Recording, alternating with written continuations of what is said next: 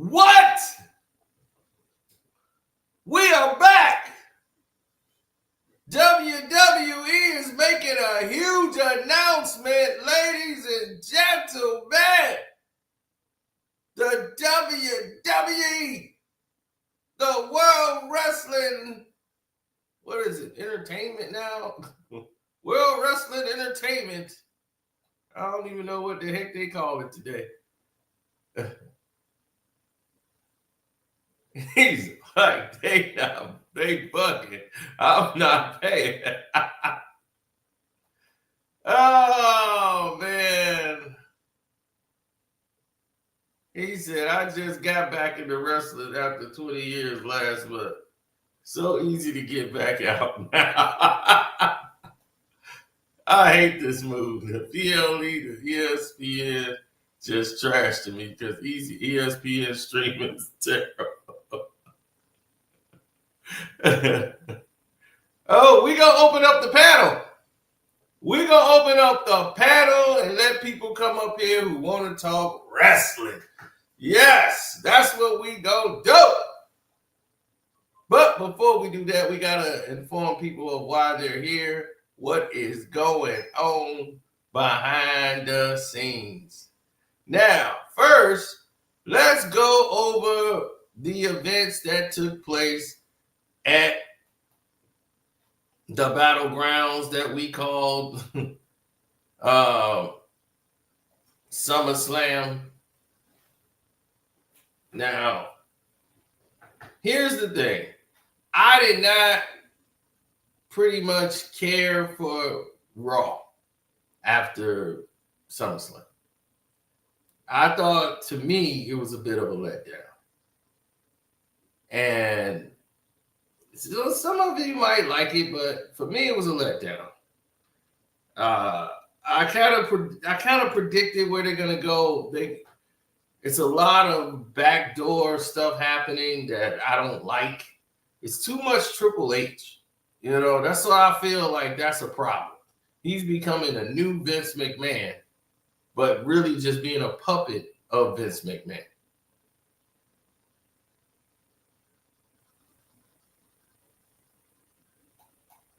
Once I saw Brock, I was shocked. I said, they must have settled the case.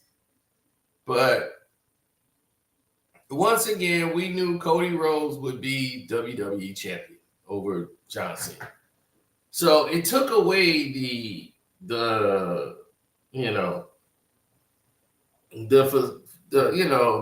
whole facade. It was a good match. For John, it was like a goodbye match almost. You know, it was like you could tell John Cena's body, like it's like moving like an old man at certain points in that fight, in that match when it got down to the last of it. You know, it was clear he was failing, you know, and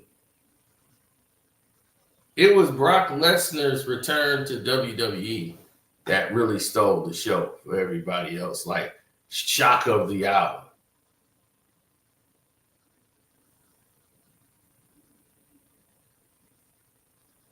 No, I mean, they had a street fight, so you haven't seen a real street fight in a long time. So it was good to see John Cena in a street fight. You know, so that made it interesting. But here's the thing that's gonna, you know, pretty much tackle everything. Naomi, you know, her getting the victory was huge to me. You know, whcih, you know, that got the WWE titles with that was a chaotic six-way, you know, table, ladders, and chairs match, but it was sick to watch. I mean, it was sick to watch. So I'm not really fond of with Becky Lynch situation with Lyra and Bailey. I was tuned out. To me, I'm just sick of Becky Lynch at this point. I'm serious. I'm sick of Becky Lynch. It is way too many politics happening in this right now. I mean, seriously, it's too much politics going on. I can't stand it. I can't stand this Becky Lynch thing. It's not, her time has come and gone. When she left because she wanted to go raise her kid and all that, she thinks she could just jump right back to the top of the line. It's like, no, we got way better wrestlers in here that are better than you right now. You got to earn your way back. You know, we can't, this is the WWE, okay? You better get a nanny or something. We can't keep putting things on hold because you're going to go give your baby a bottle. If that's the case, you know, you might need to do something else, because we got people that need the spot. I know Jade Cargill is not going to. Jade Cargill is in a movie with Jonathan Majors. Okay? So I know she's not going to hold the belt. She's filming a movie with Jonathan Majors. So this is what I'm trying to tell y'all. Sometimes too much information ruins the matches. So if you already knew that, you knew she was not going to win it because she got to go film the movie with Jonathan Majors.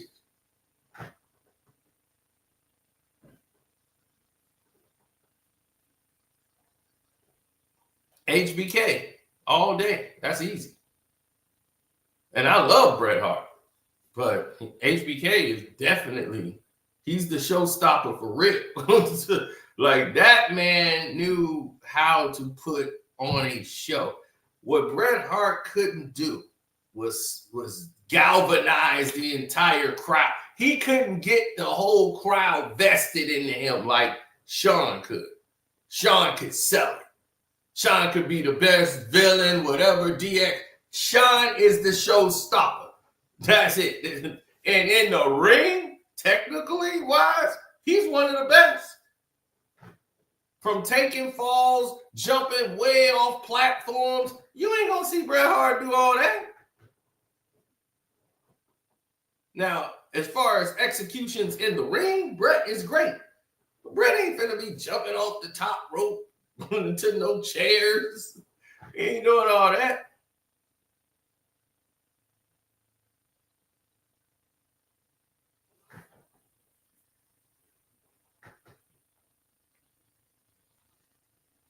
Yeah, his mic skills with Shawn, come on. He couldn't even take it. He was so sensitive on stuff that he was saying in real life.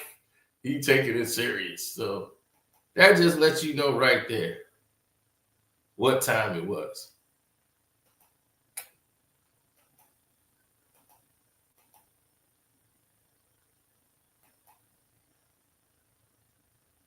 Oh, 100%. Because here's the news. When we start seeing all of the reports come out and how everybody's attention was starting to go either east or west on the decisions, we was like, oh, okay, we didn't know that many people cared.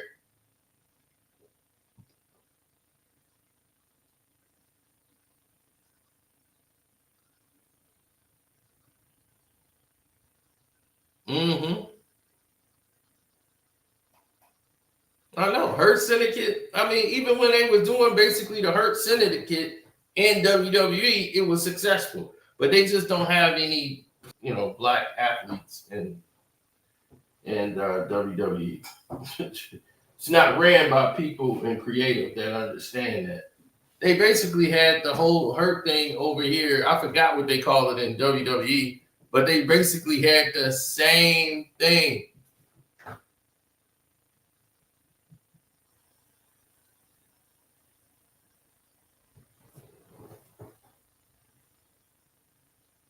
Okay, there's the autofocus was off.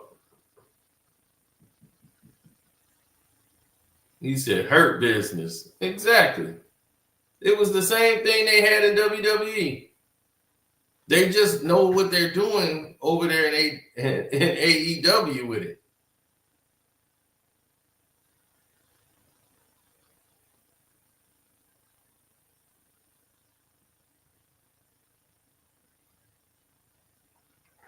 So what they're doing now is Netflix is going to let them doing it.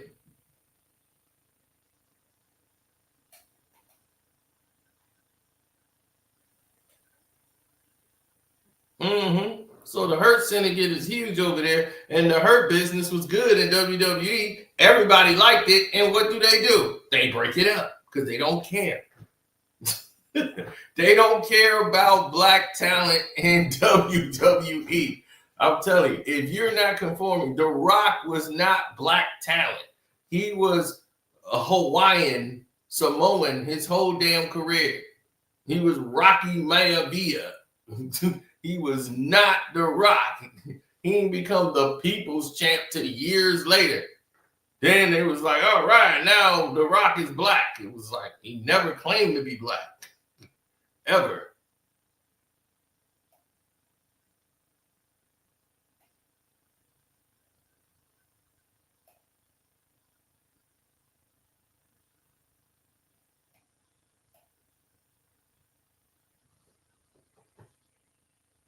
No, because if you look at what's happening, right? I mean, it was okay to me. Sikoa, whatever, he defeated Jacob for 2 to retain the title. I thought Jacob should have won. But to have Solo win again it was typical. Jimmy Uso. You knew how that was gonna go. My fight that I liked was the AJ Styles. To me, AJ Styles always steals the show to me as far as wrestling. He's one of those guys that nobody really talks about, but they should. The Dominic Mysterio and AJ Styles. Did anybody see that? Nobody talks about it, but yet everybody see it and be like, man, that was a good match. I was like, AJ Styles always puts on a good show. Always. AJ Styles came out with the Eddie Guerrero lowrider. You know, I was like, oh, this is crazy. This is going to be dope. But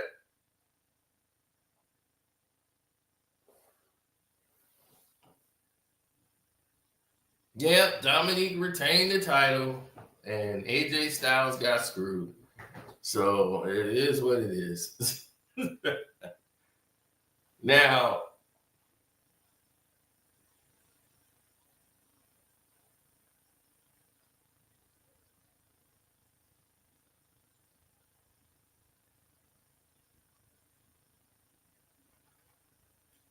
well, day one, see, here's the thing about WWE. They have been watching the success of the 2-night events. They got shorter times, earlier start times, shorter run periods. So they're looking at that as a business model for all the events now.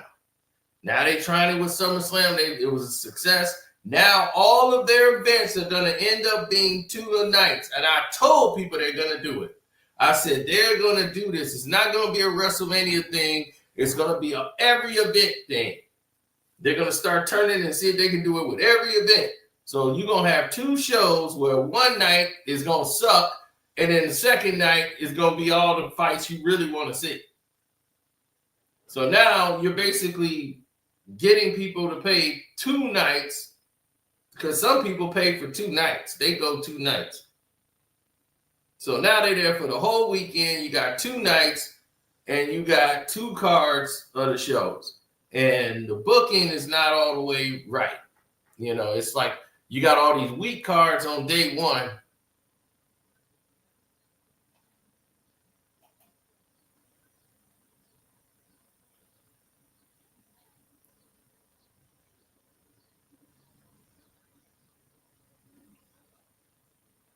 Gunther's matches, and to me, it's like they got Gunther fighting like all the scraps. You know, he's fighting the announcer, he's fighting Goldberg, he's fighting what is it, Pat McAfee? And I was like, dude, he's fighting the Pat McAfee, Goldberg. You got him fighting CM Punk. I was like, this is Gunther, the ring general. I was like, you got him like on this just ridiculous mission. You like, it's like a joke almost. And it's so bad. That match was bad. You know, CM Punk is done. I mean, he's good on the microphone, or at least he was. But now he's like a broken down old man who's just here to get some money. And I keep trying to tell people that. I'm just like, man, like CM Punk he can't even lift anybody up anymore to do the moves.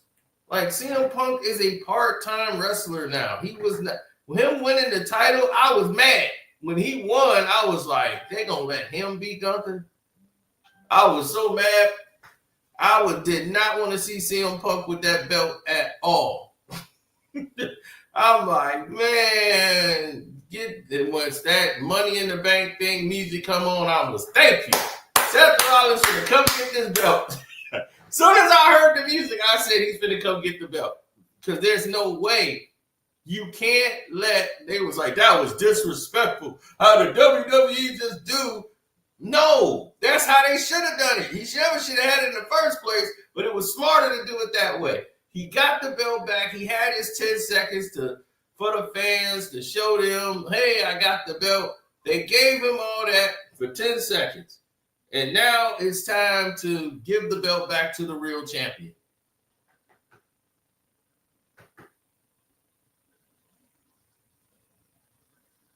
He is a part-time wrestler. How can you sit there and be a champion, a heavyweight champion, and you're a part-time wrestler?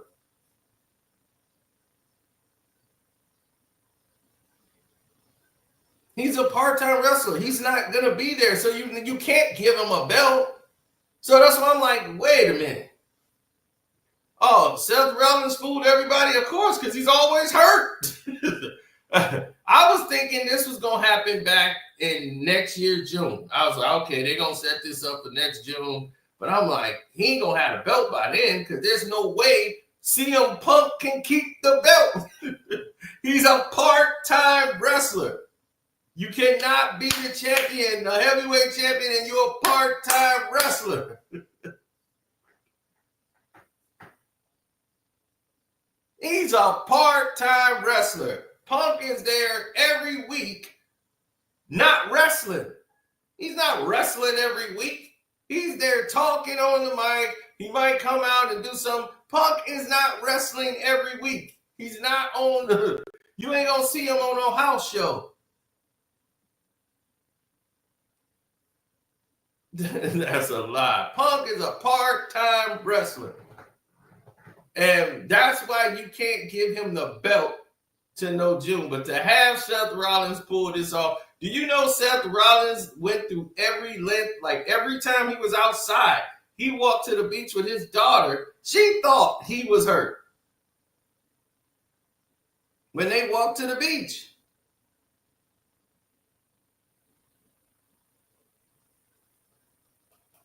He's like, Punk wrestles a lot.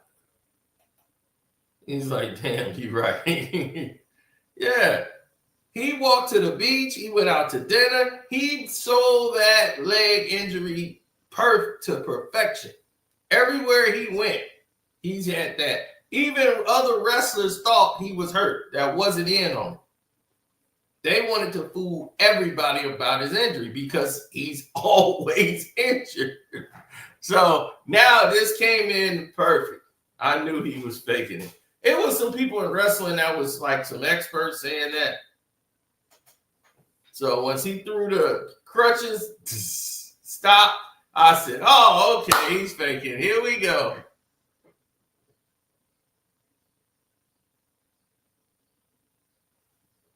He says CM Punk wrestles a lot.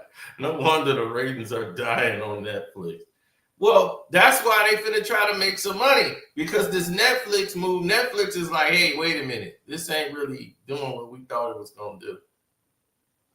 And that's mostly to do with Triple H, because he doesn't understand that people tell you what they want and you don't want to listen.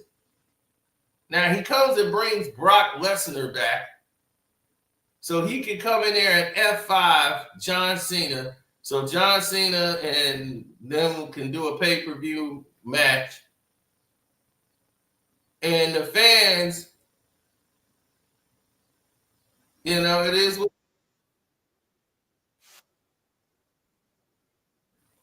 Yeah, so the game comes and sits down, and he gets mad at everybody because they don't really care about Brock Lesnar. Like the majority of them. Some people were cheering that Brock was back. Other people were shocked Brock is back. The lady's lawyer, the one that was suing them, he made a statement. And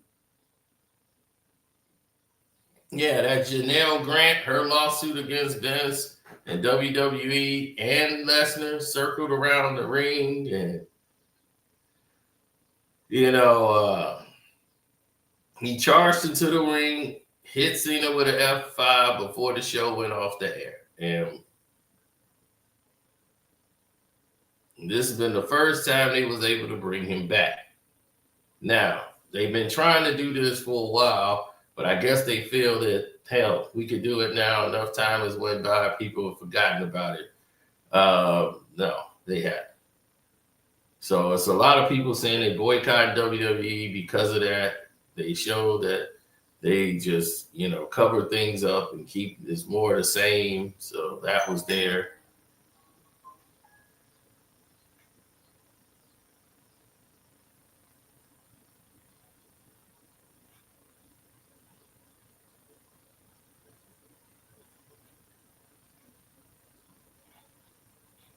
Now, everyone is like, when is the final boss coming? That's what everybody's like really want to know. When is the final boss coming back? And they're looking like, nah, we ain't really doing the final boss. It's like, what? We ain't doing the final boss. That's really what they're saying. Like, The Rock is really out of this. Like, I'm done. Like, y'all screwing this up and y'all trying to do all this and that and y'all ain't gonna listen to me. I'm done.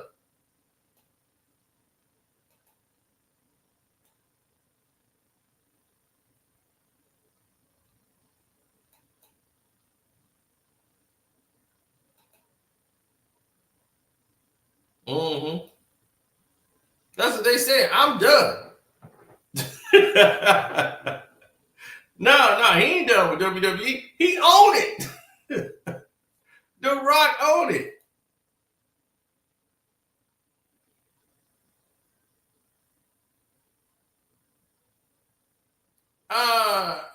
What I think about even them not even developing the other members is they don't really care. That's what I'm trying to tell you. Some of these people, they're just there because they're under contract. They don't have any plans. So I was so disinterested in all of these people from NXT coming in with this damn mask on, trying to see who gonna be the real one. And each week it's another one popping up, and we all know they from NXT. I was like, that wasn't he the NXT champ? I'm just looking at him, I can see through the mask. I'm like, ain't he the NXT champ? That don't make no sense.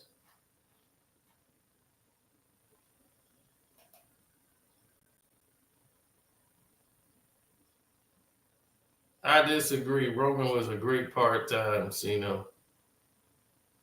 Roman who? Reigns? Roman Reigns wasn't a part-time champ. What are you talking about?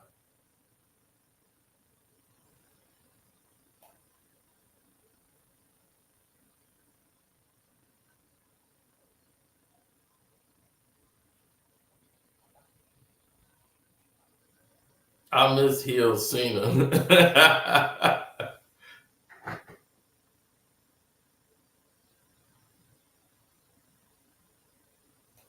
He said his part-time doing his title reign.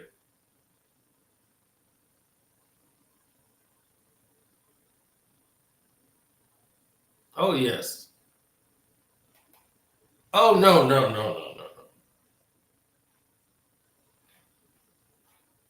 No, the problem that exists that people don't understand is when you start talking about Raw and everything that happened with Raw, and it was just like I was like, okay, well, Raw kind of can fix a lot of the stuff. That's what Raw used to do. Build on the future from the results of the fallout, and you move on. And you say, all right, well, here we go. This is what it's going to be, right?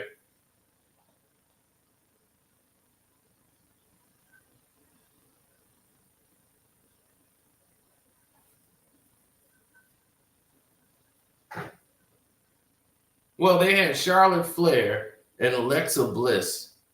They shown arriving together, right? Then it was the return of Rusev from AEW after they realized they're tired of him. So they get Rusev back. It's like, Rusev, dog. We got Rusev back.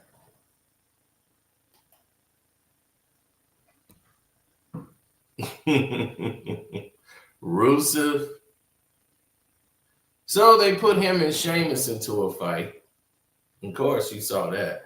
And now Rusev, he slimmed down. He ain't the big Rusev no more. And I'm just like, Rusev his time has come and gone. WWE don't really market him. They don't know what to do with him. So here's what's going to happen. I'm going to tell y'all now. Sheamus and him are going to tag up. They're going to be a tag team. Sheamus and Rusev. They fought to a draw.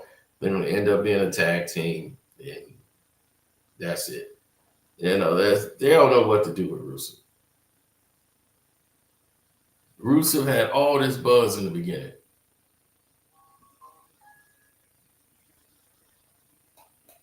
He's like, that's smart, Cena. Yeah, I mean, that's exactly what it is. Now, if anybody could look and see the future, they can tell you right away what's going on. Right, Alexa Bliss and Charlotte Flair, that's what they want to promote them as tag team champions. And I'm like, both of them get hurt. So at this point, it don't really matter. Roman Reigns hasn't had the belt for about a year and a half.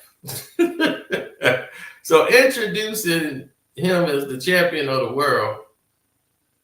All right, CM Punk, everybody's mad. CM Punk didn't have the championship long enough to put it on his side. Put his side plates on the belt like Gunther had. And they was like, man, that was a great match with CM Punk, man. You hating on Punk. That match was sloppy. That was not a great match. Stop the cap. Gunther was doing everything he could to make it a real wrestling match, to make it epic. Punk just can't pull off the moves no more because he's not conditioned enough. It's like he gets tired. He's not made for these big events. He's just over because he's CM Punk. It's just like, yeah, Punk's back. Punk ain't been that guy in a year. He's just a head case now. All he does is cause drama everywhere and then get out of there. AEW, he calls him drama. He just really thinks he's better than what he really is, in my opinion. But he was great on the mic. I'll give you that. He was great. But everything that John Cena said about him was true. When John Cena sat on that rope and did to CM Punk what CM Punk used to do to everybody else, he told the truth. Nobody could stand you. None of them. He's like, let's go down the list. No, none of your locker mates liked you. Nobody liked you. That wasn't all his fault. It was all his fault. CM Punk is a punk. That's it. He's a punk.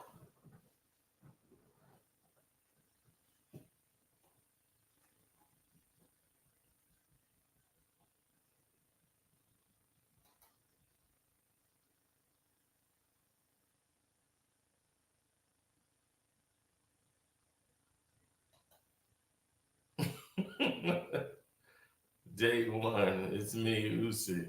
All right.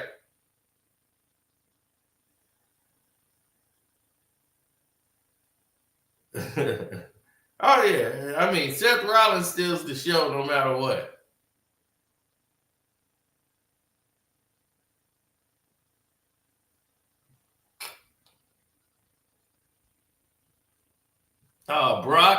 Brock will beat.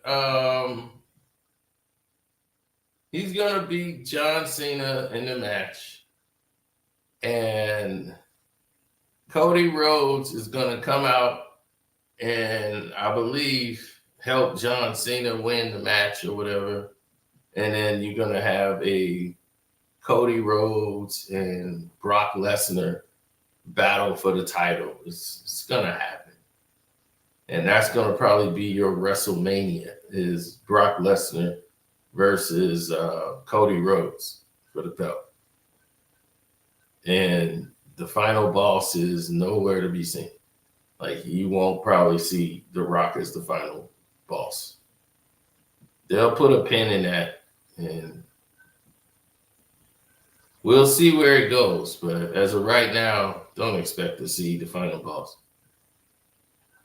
Which pisses me off. If Triple H just let The Rock do it the way he was doing it, it would have worked 10 times better. Having The Rock come out as the final boss was great. Oh man, you heard it. Everybody was asking for Cross, the fans in the crowd. Cross, we want Cross. We want Cross. They're telling him that, and he's like, okay, I see y'all want this person. Like y'all want Brock. All right, we hear you. You want Brock. So that's where the disrespect comes in at. Yeah. Right. It started out like Raw started out great. You know, it just the matches came in and like I did not care for Rusev match. I didn't care from Grayson Waller and who was that? Penta. Everybody loves Penta. I can't stand Penta. They're like, you don't like Penta? No. Don't care. Nothing about Penta.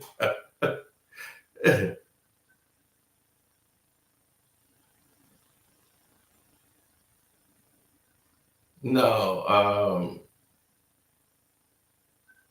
no, I told you, Charlotte Flair and Alexa Bliss, that was a miserable promo.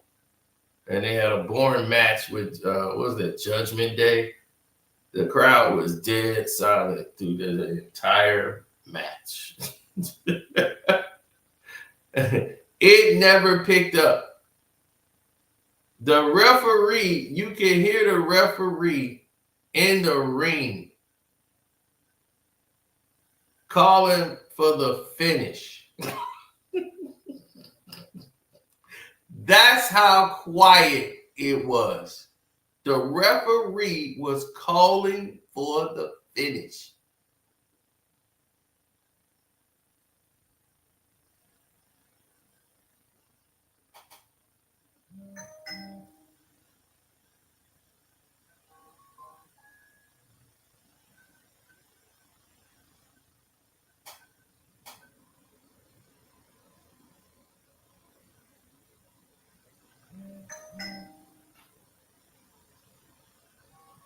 Right. Dirty Dom, I don't mind watching him wrestle, but Dragon Lee, I thought that would be good, them wrestling together. It was like,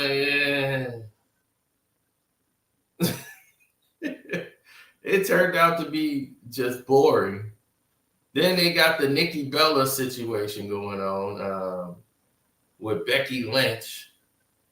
Average promo, blah, blah, blah. Talked about John Cena again. And it's like, come on. Just bring on the main event. So LA Knight went up against Seth Rollins. That was what we wanted to see. And I was like, okay, let's go. And we all knew the belt wasn't going to change hands. And here comes CM Punk coming through the crowd as predicted. Nobody in this world didn't expect CM Punk to come out the crowd and attack Seth Rollins. So he hit Seth Rollins, chased him into the ring, until LA Knight pulls him off, escapes the ring. Knight is furious with CM Punk and everything else. And Braun Breaker crushes him with a spear. And that's when everything went to all out hell because he messed up. Disqualification, still champ is Seth Rollins. They're not going to have the title change hands like that. So it's the repeat of the same angle they did at WrestleMania. Remember, they had Seth Rollins and his vision laid out of CM Punk and Roman Reigns at the same time. But at least Roman Reigns had the belt. But, when you keep running the same angle too close to each other, it's like, come on, we just saw this at WrestleMania. Can you just do it? You just did this again? It's like, dude, let some time go by. Like, damn, y'all already running that play.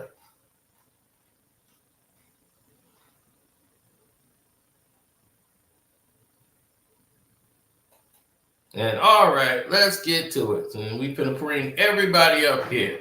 ESPN is joining WWE to stream WrestleMania beginning in 2026. And they will have to fork out $30 a month to watch WWE premium live events. Yep. That's going to come out to about $300 a year if you want to sign up and get the PLEs. And they're going to air on Disney's own ESPN. They paid about $325 million per year for the licensing to get this video library from WWE.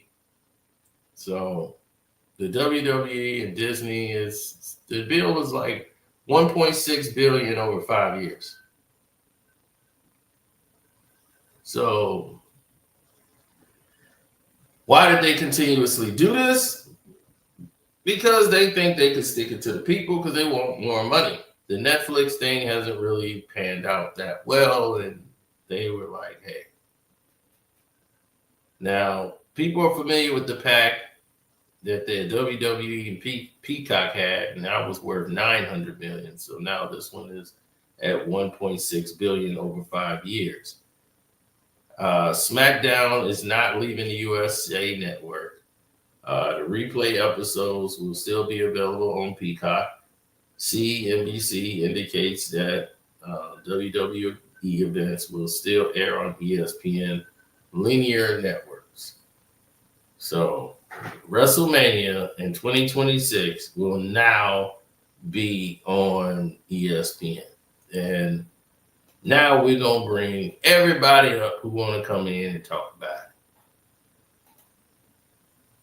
That boy Dominic said he's going to be with Liv at least 5 more years in the interview. Yeah, he sure dedicated with keeping that story alive. You better believe he is. It's more than just that story, buddy. Oh, you on my Patreon, so you already know what time it is. I was like, Retro, the only one that asked for this, too.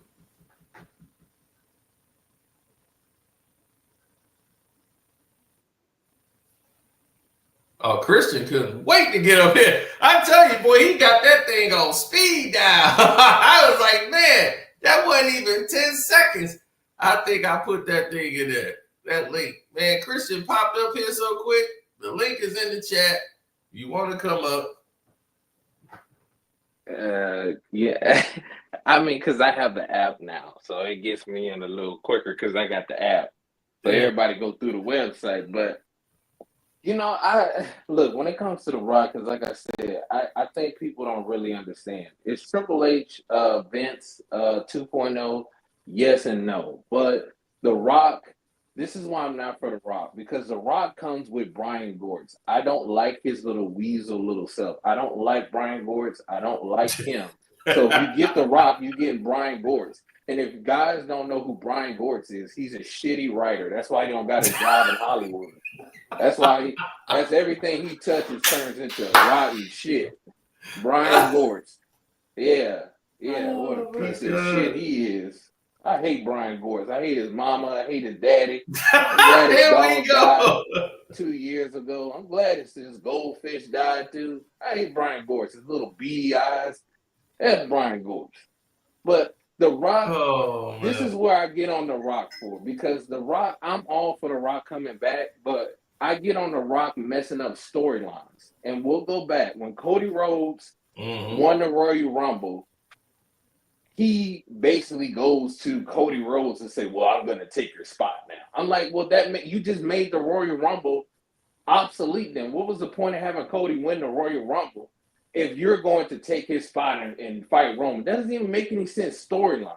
If The Rock wanted to do that, you need to take your big goofy ass and get in the Royal Rumble. He didn't want to do that because Triple H even said to him, bring your ass in the Royal Rumble. He didn't want to go in the Rumble. No, he wasn't going to do a whole Royal Rumble because he was in the process of having in-between time. He was getting ready to film a movie and he wasn't physically ready for a whole Royal Rumble. And he said, no, this is better to do it this way because it got the people outraged. No, it was a strategic plan that worked. Don't believe The Rock. Don't believe that. It's not. He's not that smart. You're giving The Rock and Brian Gors stop doing this. No, I'm not letting you give Brian Gors and The Rock credit for nothing. No, they have to make sense out of all of the shit that The Rock throws up. No, because everybody was upset. Like, how he gonna just jump in and get this shot over Cody? Cody got screwed. He won. He's supposed to get his shot. So that drove it got everybody all built up about it. So they ended up making it the 2-fight, whatever. But that was the plan. That's what his whole thing was, to get everybody pushed up and all outraged about The Rock stepping in. Because The Rock was getting ready to turn heel. So him stepping in, that was a part of the heel play. That's not true. The Rock even tells on himself when being arrogant. He tells on himself. He does. He went to Pat McAfee after that shit. Not this time after WrestleMania, the last year. He getting old now. He getting old. He can't keep secrets. No, I'm trying to tell you, The Rock tells on himself all the time. Even when he's trying to keep it, he tells on himself. He literally went on Pat McAfee last year and said in there, we tried to work the fans. At first that wasn't a plan for me to really go heel because, I wanted to be the people's champ. Muhammad Ali's wife gave me the belt, you know what I'm saying? And that meant something to me. You know what I'm saying? But we're trying to work the fans. I'm like, you just told on yourself, bro. You just told on yourself. He said he just told on himself. That's what The Rock does. He tells on himself and then try to cover it up with a lie. He's a pathological liar. He really can sell it though. He's a great seller. He's a great seller. He's a great liar. He's a great. I mean, that's why he's in business. That's why he's in the business of what he does. Man, you should be ashamed of yourself. I don't look. I know when I'm being worked and when it's a shoot. Okay, that was a shoot. I'm mad about them charging about this WWE. So now we're being charged to watch the fights now. Yeah, being charged to sit there and watch the pay-per-views now. If you got ESPN, it's not an additional charge. If you got it through your cable company, it's not an additional charge. That's what's listed. I actually got the companies for you, right here, so you can. I got the. So it says right here, it says cable subscribers are covered. In addition to ESPN DTC subscribers, fans that access ESPN through traditional paid TV providers, Comcast, DirecTV, Hulu Plus Live, YouTube TV will all have access to the new features through enhanced ESPN app. So you're covered if you have those ones. Hey, what about AT&T? Where we at? You'll have it because they just listed that, but when you go to the ESPN app, it'll ask you for they'll have all the cable companies up there. Oh, okay. They just listed. Right. Yeah. So I'm good. I ain't got no problems. Right. Yo, Cino. Sound like you care about yourself.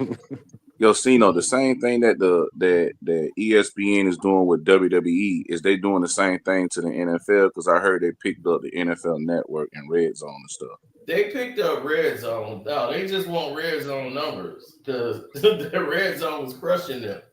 When they been trying to cover it, Red Zone was getting everybody go to Red Zone.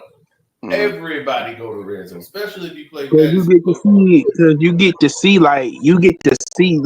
when somebody scores during the game or something like that. Just getting straight to the action instead of just watching long drives. Yeah, we get to the 20-yard line or something that's in there, but I'll be at the sports bar anyway. And it'll be all lined up. Right. Me personally, I rather watch games. I don't really like to watch drives. I like to watch the whole game. On the deal. On that ESPN deal for NFL Network, I got the deal. So in return, the NFL now owns 10% of ESPN. Scott Hansen will remain as the host, and NFL Red Zone will stream on ESPN. On NFL Plus. The NFL Red Zone will also appear on traditional television. Yeah, that's why. So they got 10% equity in ESPN, the NFL. Yeah, that's why I was like, why is? Because when I saw what's homeboy name, Peter Schrager on First Take, I'm like, why the hell is Peter Schrager on First Take? And then it came out that the ESPN and the NFL Network did a deal. I was like, oh, that explains it. No, that's not. No, that's he left NFL Network for ESPN. This just so happens to happen now. Yeah. He left ESPN. Left NFL Network for ESPN. Now they're together. So he could have technically stayed and got an increase because they basically bought equity into the company. So you get a pay raise for that. Yeah. And then Crybaby Cody. Man, I never liked him, bro. Is that crazy to tell you? I never liked him or CM Punk. Like ever since they came into WWE fruition. Kobe was alright. Cody's alright, but to try to make him the face of the whole company that's Cookie is he's a mid card guy. That's all he is. He's a mid card guy. CM Punk, he's like a shock. Whoa, hell no, we ain't doing that. Cody's not a mid card guy. That's just hate. Cody is not no mid card. He is a mid card guy. Cody Rhodes is not no mid card guy. What is you talking about? Cookie is a mid card guy. He does not have the star power. He does not do good promos. Only thing Cookie has is just a look. That's it. That's not true because he's been a part of top. Before Rock came along, he had a lot of the top PLEs with Cody. With him at the helm. You got a real problem with The Rock. I don't know. Like Dwayne is over the hill too. Like Dwayne was cool, bro. When he was wrestling, it was all good, yo. Y'all gonna start. That's when he was The Rock, but now he come back this steroid Dwayne shit, man. Ain't nobody need to see him no more. You only bring him back just for nostalgia. Like, I thought that too. It's like bringing back Stone Cold. I agree with you on that, bro. All right, the Final Boss ain't in there wrestling. He in there whacking people with belts. That's what you do now. And that was the only good thing, that he was sitting there whooping Cookie ass with the belt. But then after that whole thing happened, he went away and he just got stale. That's what I'm saying. Cookie is not the face of the WWE. They want him to be the new John Cena, but he does not carry that. But you ain't got the star power to beat John Cena, bro. I'm sorry. They don't love him like that. But see, now you're saying that's John Cena. It took a while for people to sit there and catch on to John Cena too. Right. Now, here's the thing, though. It's just that they need a baby face. They don't know how to create another one. So they sit Hunter over is here good and at stuff. creating heels. So they gotta make him a baby face, and everybody want him to go and No, turn ain't heel. no. And they think No, like you they know can't why they turn him want to heel. make him a They don't baby have face? no Because baby. every time they ask him to turn heel, he says, "No, I'm not doing Because it." they have nobody else. They have no other baby faces. That's why it's Like, no no, sense. I'm not doing that. That's Like, what I'm oh, saying. we want Cody Rhodes to turn heel. Nope, I ain't doing it. But see, that's WWE fault for not elevating no new Exactly. talent. At the end of the day, Yeah. they I agree don't with you elevate on no that. talent like that. I mean, now me, I like Jey Uso, but his moves is real limited. His promos is real vanilla, but the crowd loves him. You know what I'm saying? Like you don't have the same star-studded wrestlers like you had in our era. You don't. So you just get what you get. Right. In my opinion. But Cucky ain't it. I don't give a damn what nobody say. He just not it. And I'm a die on that hill. Just like our brother don't like Dwayne, I can't stand Cucky, bro. I just can't. It's not that I don't like Dwayne. I don't like when he comes in storyline and start ruining storyline, and it doesn't make sense. They even When did he ever do that before? He did it last year and he did it this year. Now the thing that you're implying, yeah, he did try to interject his way in quotations to do the match for Roman, which I kind of would like to see that more than Cucky because they've been milking this Cucky thing for years about his father and all this other stuff. But anybody who really know want to see Dwayne wrestle again? WWE moving all their PLEs to ESPN starting in 2026. We already discussed that. We talked about that. Just coming in, man. I just found that out. Yeah, man. That's crazy. That's business, dog. That's all they care I about is that almighty dollar. Everybody's like, what? Everybody getting mad talking about why are they doing this? I said, bruh, they lost when TKO first came in, they lost a lot of money. I did hear that, and I heard they lost a lot of money in that WrestleMania at Vegas too. Yeah, they lost money. I So tell you now why they they got lost money. They lost money because one, they booked it in Vegas. And it just was bad because they pushed it too far back because WrestleMania was never that far back because it's normally early in the month. It's normally in March. They did that. You know why they did that? You know why? You know why they did that? Because they want to have it more cities. You know, it's still cold in like early April. They had it in Philly, and it was all the people was freezing. So they want to have it like in New York. They want to have it other places. Yeah, they want to have it outdoor stadiums where in any city. So that's why they pushed it. WrestleMania was pushed back. Well, that's not gonna work for everybody because, like I said, people are accustomed to a certain way that WrestleMania goes, and that's why people want to go. And also, too, you're pricing out fans to where there's not real fans going to WrestleMania anymore. That's another problem. When you're making the ticket prices, it's too expensive. It's too expensive. Like, but nobody's doing that. Plus, well, it don't matter who's on that card. They can have God, Jesus, everybody. They more expensive than They more expensive than Beyonce, man. They don't care about the typical wrestling fan. WWE more expensive than Beyonce tickets now. They don't care about the typical wrestling fan. They have a right to be more expensive than a lot of their WrestleMania cards. Basically, that's not their original WrestleMania card. A lot of those matches that they had, they put those matches on because they had to pivot because stuff started happening. Right, like The Rock coming in. It wasn't a lot of people that was supposed to be there. Did he not come in and he ruined a lot of people that was supposed to be there? When Dwayne did that whole segment, I ain't gonna lie, it was entertaining. It was entertaining. But at what cost? Because for one, you gotta admit, I like Roman too. But that joke was gonna get stale going back and forth between him and Cucky every single week. I think it's gonna be in Vegas again. We got a better. It is gonna be in Vegas. They canceled New Orleans. They canceled New Orleans. That was whack.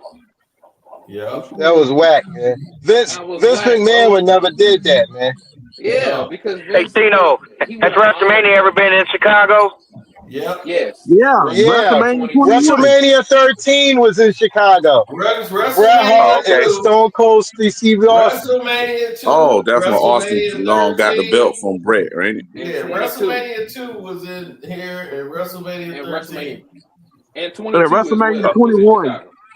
No, WrestleMania 21 was in okay, Hollywood. for sure. No, not 21, 22. 21 was Hollywood. 22 21 was in Hollywood. 22 was in Chicago. I forgot. Yeah. Was Stone Y'all got Cold some Steve great Austin a memories. racist? Was he a racist? No, he was a woman beater. He wasn't a racist though. But Yeah. I know he beat women. Sound like a typical wrestler. Yeah. No, I don't believe that. I don't know. I don't like that. I watched The Longest Yard. That ain't like that scene he did with Nelly. He did that Bro, scene. get out of here. That's a movie, bro. Cut it out. No, I ain't like the way he did that scene. He did That's a that movie, scene.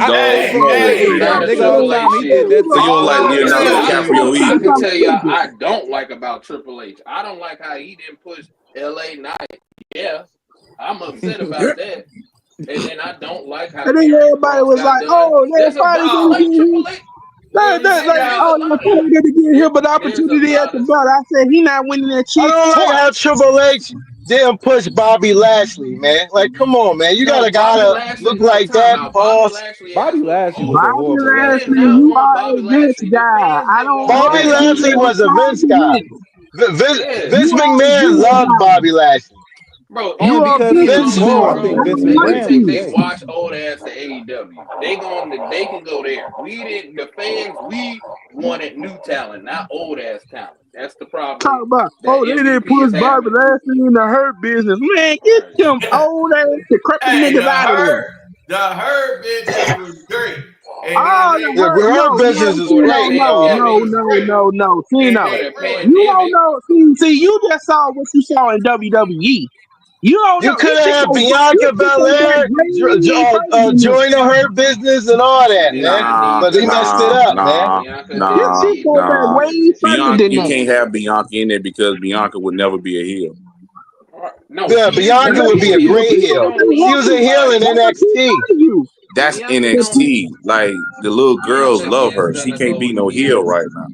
Yeah, not right now, but she. Now, I ain't gonna lie. I would like to see a swerve where her and Naomi beat up on Jade, even though I love me some Jade Cargill. Jade is trash, yo. She's a female Ultimate Warrior. That's all she is. She's a jacked up. I'm gonna tell you. She's look like a dude. Like, come on, man. Hey, that's your opinion. I think she's sexy. I don't care. I'm gonna tell you. I don't think she's sexy. That's not attractive to me, man. My girl look all jacked up. That's not attractive. Why they didn't allow jack up? Yo, Cino, you out of pocket. Cino, I know you brought up the thing about Jade, but that's not why she. Bianca don't like her ass. Bianca Belair don't like now. Bianca. That's attractive. No, she don't like her because she's a threat to her. But once Liv Morgan got injured, that's why they moved Naomi over to Raw because Liv Morgan injured. That's why. That's what happened with the whole Tiffany Stratton. She was supposed to lose to Naomi, but because Liv got hurt, that's why they moved Naomi to Raw. So it wasn't the movie because Naomi was always supposed to win either belt. It's just that Jade was always going to lose. She was going to go after Naomi, but they had to basically break it up because Liv got hurt. So that ruined things there. Yeah, I've never watched female wrestling, bro. Jade is going to do this movie with Jonathan Majors. So I know I sound like she can do that better than wrestling. Hey, how come? Yes, he cannot wrestle. Yo, I've seen that match with Naomi. Naomi carried the whole match. She did like 2 moves to win the match. That was it. That was the worst match I ever seen. Hey, I go to street. You remember when Ultimate Warrior fought Rick Rude? Rick Rude carried the whole match. Yeah. That's what that match remind me of. You talking about with Jade and Naomi? Naomi, with Jade and Naomi. Jade and Naomi, that remind me of Ultimate Warrior fighting Rick Rude. When Rick Rude carried the whole match. Ultimate Warrior did like 2 moves to win the match. That was it. I remember Rick Rude beat the living hell out of the I got a Ultimate street Warrior backstage. push, man. He beat the Because them Ultimate niggas are too Warrior so goofy. bad. He scared Hulk Hogan. Oh, you like Street Profits, man? Hey, hold on, wait a minute. Street Profits, man. Right. Yo, Rick Rude was that dude. He'll put hands on you for real. How we got DJ Rezzo on here, but he ain't never did no DJing? I guess we got another academics on the channel. No, y'all. Chill. He be DJing at his local house parties. We don't never go. Man, they ain't no DJ. They still do local house parties, bro. Man, nobody ain't no house DJ. parties no more. Cena already said that they don't do house parties no more because he got Man, on they do house parties. that movie. Cena just don't be going to the kickbacks no more. He's too old to be at the kickbacks. You're right.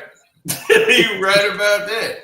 See? But LA Knight, man, I want him to win the World Heavyweight Championship. Man, LA Knight is another slap of meat that they keep throwing out. He won't. Yo, I'm gonna ask you a question. Why's Becky Lynch Intercontinental Champion? I don't get that. Oh man, why's he Intercontinental you Women's trying to Champion? see me go off, man? Don't tell them you want to see me go off.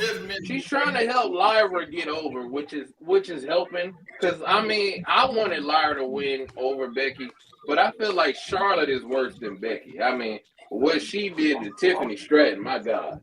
Lord, and why she got mad. She got mad because that's why she tweeted it. Right. And that's why during the match, she was bullying he that hurt girl her the whole time, and then he hurt Charlotte during the match.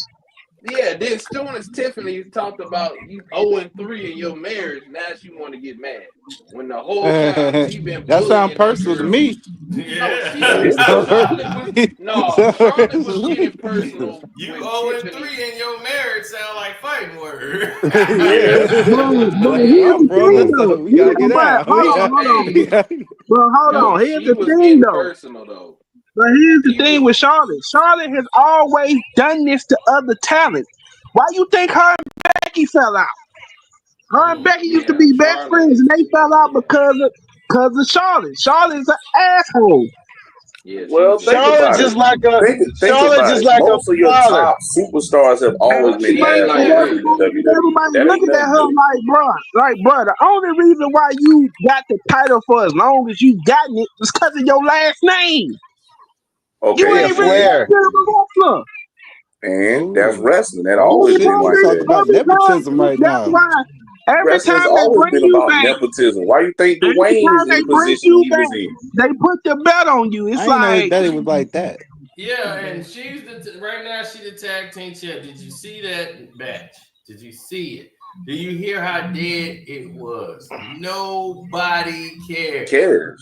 Dog, you heard the referee. Whoa. You can put those belts on Jesus himself and they wouldn't care. Those belts are trash. Ooh. All right, he right about that. Nobody cares about the belt. Those tag team belts are trash, dog. They belts don't hold no value. I ain't gonna lie. It wasn't a belt. It was the tag team belts have no value. It don't matter who you put them on. Ain't nobody gonna care. It's not even about the belt. It's about Charlotte, bro. The match was terrible. Bro. People don't like Charlotte. It's not just Charlotte. It's not just Charlotte. They don't care about those belts. People have been saying this for years. You will hit a referee. People have been saying this for years, but they don't care about those belts. If you talking about the tag team belts because they ain't got no tag teams. They really don't have none. They don't really have no tag teams in WWE. They don't. They changed the new teams is terrible everywhere. It ain't what they need to do. They got to. They changed the New Day gimmick and everything. Back to valets. That's what they need to do. Don't do that. They changed the New Day's gimmick. With my mega hat on. Now today's climate. With all this Me Too shit happening, no, they ain't doing that. Bro, yes, we are. You're gonna have so you're gonna sit there and have like 3 women matches every show. Not all these women can perform like that. Charlotte finals. You got the women got too many belts. There's a woman's Intercontinental champion, there's a woman's U.S. champion. That's what I'm don't saying. need that, Turn man. half of them back to managers and valets. You ain't got to do no Braun Hayes matches. I'm just saying, just turn them You into can't damn trust valets. people like that, Cino, that sleep with It don't anything. matter. They need to just The fire days Triple coming H, is man. not that Get nigga him out of working. there. The days of But he that ain't Who they going gonna nowhere. hire? There's nobody. Look, if you fire Triple H and you get Brian Gors in the Rock, and we don't want that because god awful Brian Gors. You don't want him No. nowhere But near listen, your you're not. creative. Listen, Hunter is not going nowhere. So y'all might as well get that out your Get, mind. Yeah, that's get what I'm Shawn saying. Michaels out of Never there. getting fired. You're Shawn not Michaels getting rid still of. in You're there? not getting rid of I DX. thought They're Shawn all over the Michaels was place. out.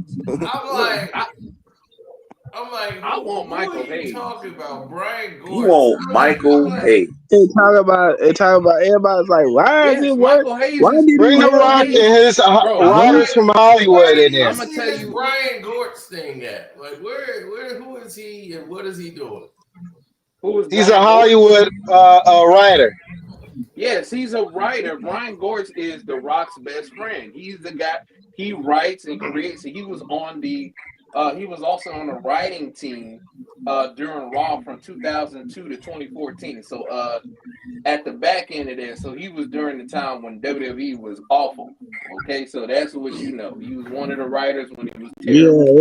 they had that And when he during got his like the way, 2010s. Man, you might as well bring back Vince Russo if you 2010s as to the writer, man. 2014, Hell it no. was awful with Brian No. Gors. The last time we saw Vince that Russo. Vince Russo ran a company out of business. He's blackballed. Yeah. He ain't No, never gonna do it. Vince Russo was a part of the Attitude Era. He brought in the Attitude Era. He was the Brian writer. Gors, But he's But also see, the here's the reason this thing: is why who Punk you got yeah, can't but keep into. he's going to the also Punk the same got reason well into it and he's get with also the involved. Paul. reason why There's no point of going to get Vince Okay. Russo. You You got to had get me an thinking innovative about mind. somebody else. I know who you talking about. he's also Yeah, the You talking reason talking about why about Brian got Gurs. WCW went out of Gurs. business. Yeah, whatever. Because of Yeah, the Brian bullshit that Gurs. he was I was writing. like, who the hell is Brian Gors? I'm like, Because that's what I he was is, like, a who dork. the hell is that That's guy? what he is. I was like, That's what he yeah, is, I a know who you're dork. talking about. He's talking Yeah, about Brian Gers. yeah. Well, his name sounds better the way I was saying it. He's a Brian dork. Gors. But look, That's that's the guy first time I've CM ever Punk heard was that. getting into it with. The way Punk, like, now I wanted to clear something up. What happened with AEW was not on CM Punk. That wasn't all on him. That was on Tony Khan not being the boss. And having wrestlers be EVPs is always terrible. So you Or always like the gonna Young have Cuts. The Rock. yes, them. The Rock. There you go. Him, yeah, look at him. Look at him. The final boss. Look, The no, final, not, the not, ball fraud. That's what he is. not Dwayne, his ex-wife, not him. The roid up. He need to get off them steroids. Like, really. The Rock need to get Right. off them Man, he roids, been man. putting in that Miami work. That's that Man, Ray look. Lewis workout. Oh, see, no, you know the Rock. There's no way that guy should be looking like that at 55 years old, man.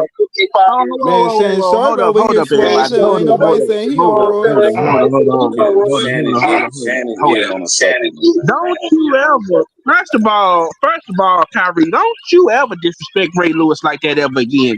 What's wrong with you, boy? You talking Boy, about Dear fuck Ray Evan Don't do Lewis Spray? that. and The Rock went to the same college. Don't do that. Don't do Not that. what happened, Do not do DJ. that. Dear You Evan know, Spray? those dudes were ruining creative with CM Punk. What you mean? They went to the same. Yo, who got an echo? Somebody need to fix it. Somebody got an echo. Yeah, I was trying to say. Yeah, but no, the real final boss is Dwayne's ex-wife. She's the real final boss, not him. Yeah, they have a weird relationship. You have your ex-wife handle all your finances and all that. Well, you got your current wife to sit there and do nothing. 1999 to 2015, he's now the senior vice president of development for $7. He's one of the brains behind the show Tales from the Territories. And the author, of course, of the book that I would hope by now everybody listening to this has read. If you haven't, you've done yourself a great disservice. It's called There's Just One Problem. Brian Gors. Welcome, man. and How are you? Great. Thanks, Sam. Well, he in his mama's basement. Like, come on, man. Bring it up immediately. But yeah, this is painful. This is the first. He can't even live in his own house, man. Like, come on, man. Vanishing of a 101 feel-good season, but all things considered, could be worse. Yeah, I mean, like one of the things I like people to leave having had a good time talking to me on shows like this, and I realized me too, man. that after the Mets lost, that my work was going to be sincerely cut out for me, and maybe I can't take on all that responsibility. Maybe that's not all my fault. Yeah, well, no, I'd like to say it is not all your fault that the Mets lost an excruciating 3-game series to San Diego. One they shouldn't have even been in the first place because they should have won the division. But regardless, we have a good owner, good players. Hopefully next year this will be the start of something as opposed to the end of something. That's what it is. No, just the end of something. I told you, he played with his nose. See, no, I dude can't wrote help a it. book. I'm like, how do you write He a book? he played with his nose. His eyes too wide open for me. Listen, welcome to show business. He came on camera, eyes too wide open. I'm trying to tell you, get Jim Cornette up in here. I would take Jim Cornette. But I don't know how you write your own book. Hell no. That old ass bastard. Oh, no. Jim Cornette, man. How do you You talking about a racist, Jim Cornette? Jim Cornette. Oh yeah, now that's a racist. Ooh. What you mean? He did get New Jack over. He did get New Jack over at Smoky Mountain. I give him that. No, he did get New Jack over there. I mean, he's a functioning racist. Functioning racist. Right. He's like, hey, I'll work with a couple of N-words, but hey. Whoa. I'll work with a couple of N-words. Everybody who white know that Jim Cornette. They is like, hey. Jim Cornette hates Donald Trump. I don't know that. He's from Tennessee, ain't he? You ever see his podcast? He hates Donald Trump. Well, that's because Donald Trump don't like poor people. That's not Donald Trump. Don't like poor people. Jim Cornette hates Donald Trump. I'm gonna tell you how racist he is. Vince McMahon told him he had to slow down. That's how bad it was. Whoa. Man, you see the video where they was in the airport, him and Santino Morella was in the airport, and he was about to slap the shit out of Santino Morella. Yeah. Who? Who's that? Yeah. That's the manager. Santino Morella. The manager, boy. He's the manager, right? He's the quote unquote general manager of TNA right now, but he used to be a wrestler. Oh, okay. Oh yeah, he can't stand him. That's why Santino Cobra. Yeah, but the thing is, it's like he had just came back to WWE, right? They brought Cornette back, right? Right. He had been out for a while. They did his independent thing again. He's back in good graces. He comes right back in there. First day back, he comes in there. It's like, now what do you say to an N-word who just goes in the trial? I'm like, dog, he started right off. Oh, so he one of them types. Telling this to everybody, this and all the guys. That's when Vince pulled him to the side, and you're fired. The rest of them, they was like, you're fired. No, they was like, he jumped him in. It's a new day. He used to run the we gonna reserve the right to whoop his ass. He basically was running OVW. Reserve the right to whoop his ass. It ain't gonna do no good, man. I'm telling you, dog. It's not the best. No it's the only way he gonna learn. He gonna learn. That's the way people learn. You said that now, but I've seen Jim Cornette. You don't want none of that. Yeah, He he's gonna a get crazy me. dude. I mean, he'll run you over with his car if he could. He damn near tried to do Yeah, that at Jim a Walmart. Cornette is crazy, man. Yeah, he almost did that at a Walmart. You know, he really. Jim Cornette hates Man, Vince did you Russo. see? But see though, did you see the video he made where he talked about? He talked about a guy that used to work for WCW, and he basically was like, I wanted to beat the hell out of him when I saw him because they had this dude named Mr. Oklahoma or something like that. Yeah, Mr. And he Oklahoma. basically, That's it was a yeah, gimmick where he was making fun of Jim JR Ross. because JR got cerebral palsy on his face. That's why his face is always crooked. Yeah, from the And stroke. yeah, he Cerebral saw palsy. that and he was like, dog, he seen him like a couple years That was later. Vince Russo. He That was basically Ed was like, Ferrara. yeah, Yeah, that was Ed Ferrara. Yeah, Ed Ferrara. He was like, he saw me, and he basically, when he saw him, he spit on him. Oh, Damn. dang, right. That was He was like, Vince I really Russo, want to right beat hand him. man.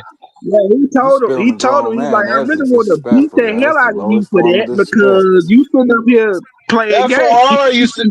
Ed Ferrara used to be in WWE with Vince Russo. He came to WCW with Russo. Ed Ferrara used to be one of the writers during the Attitude Era. No, that's Then what he he left came. to go to No, but WCW. I didn't tell you what he said. He came in there. He had just met all the black wrestlers and everything. Jim Cornette. He was, hey, how you doing, man? Yeah, we did a good job down there. Yeah, we in the Mid South. Yeah, we did that. He goes right into the office. He's like, hey, everybody, and shake hands with him. Yeah, good to be back. I tell you what. He said, what do you call a N-word in a suit? He said, what do you say to an N-word in a suit? May the defendant please rise. And once he said that, man, it was like, what the fuck, bro? They said, I'll tell you what.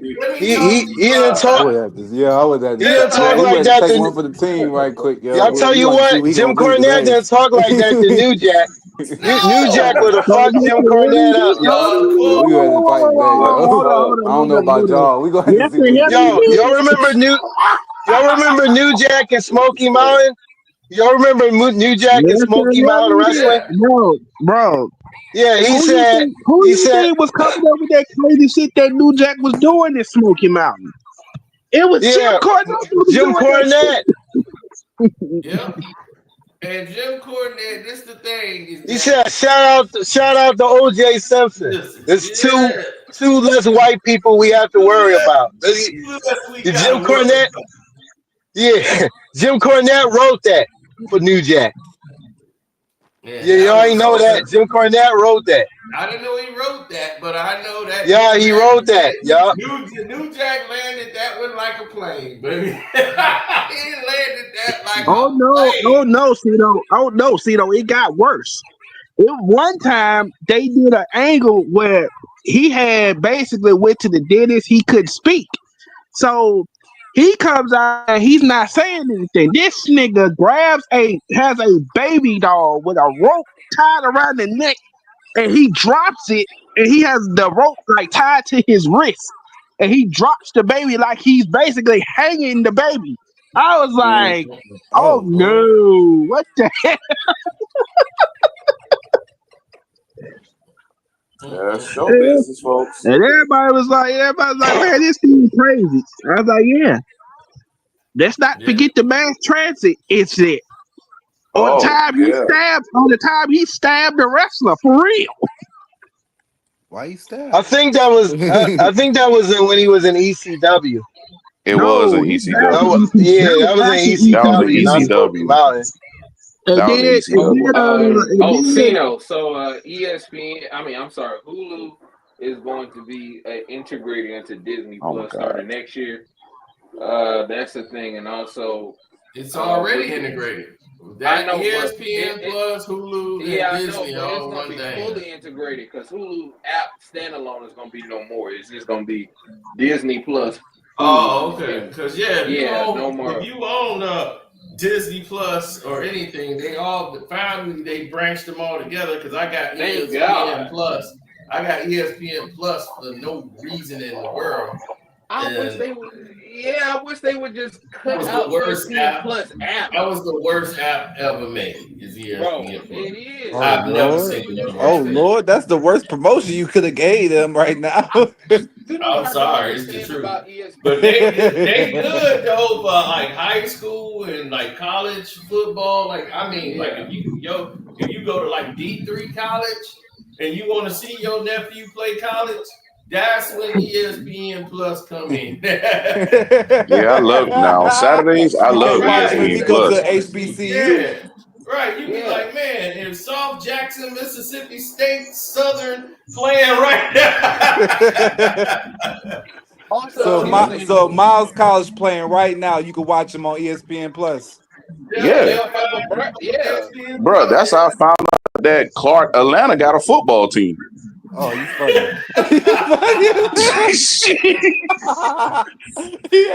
I'm like, what the fuck is the Clark Atlanta watch Panthers? Drumline and thought about that, like, oh, that's a football team. Yeah. And it would be streaming. It'd be like somebody with a camcorder too. It'd be like, yeah, it'd be bootleg as hell. Yeah, they like, paid. hey, they got it. Yeah, But see, this is why I don't like ESPN streaming, because it's like, bro, where are y'all 4K cameras? Where's the 1080p? He was. He was the what? MC wrestling. No, he almost killed. No, he almost killed the man. Like, yeah. He did. And that guy was like, hey, that's wrestling. I was like, that ain't wrestling, dog. Yo, New Jack need to be in the Hall of Fame, man. He need to be in the WWE Hall of Fame. For what? He's never even been in the WWE. But here's the problem. He was the GOAT, man. He's never gonna. He's not no GOAT. Stop. Yo, when he was in ECW, when the original Gangsters theme song came on, Natural Born Killers, it go off, man. It go off, but that don't make him no GOAT. See, I'm from Philly, man. ECW was the home of Philadelphia. So you biased to it. Okay, so you got like a soft place in your heart. Yeah, I got you. Yeah, I got a soft place in my heart for ECW. Hold on, but here's the thing. The reason why, if anything, Rob Van Dam need to go in the Hall of Fame. The reason why New Jack, RVD and Sabu was the greatest tag team, man. What you think about Mike Austin? But Mike Awesome, Awesome Bob, That's like Tommy Dreamer, Cash, FBI, Little Guido. Dreamer could get in there if they just like calm beat down. me if you can, survive if I let you. Before we go with Tommy Dreamer. Like, yo, this little dude can if you put Tommy Dreamer in there, then you gotta put Raven and the Sandman in there. Tommy Dreamer name in there, he'll slide in. No, Raven was. Yo, that little dude, Taz. I'm like, man, Taz can beat anybody, yo. What about Shane Douglas? Wouldn't be in it. The only problem. Yo, Stone Cold Steve Austin stole the Sandman gimmick, yo. Sandman had that gimmick first in ECW. Stone Cold a racist. I don't want to hear about that man right now. Bro, he ain't no damn racist. Beer drinking and all that. He had that. You came in here or something. Oh, I did. Yeah, it was too long. Not no Like racist. 2 days ago. 48 hours. That's what he based it. That's what he's basing Stone Cold Steve Austin's races off of. Yeah. It was, he played that movie. He did. That was a movie. And he said his wife. I read I watched a documentary. And they said he called his wife a nigga lover, and I said I ain't appreciate that. And I said, I believe he did it because he said the way he said to Nelly, he called him nigga. Of course you gonna say that, Joe bias ass. Look, he did it. He ain't never looked like he supported any black. None. I don't either. All right, that's you. If you look at Stone Cold Steve Austin, he looked like somebody who has said the N-word a lot. And it don't matter to us.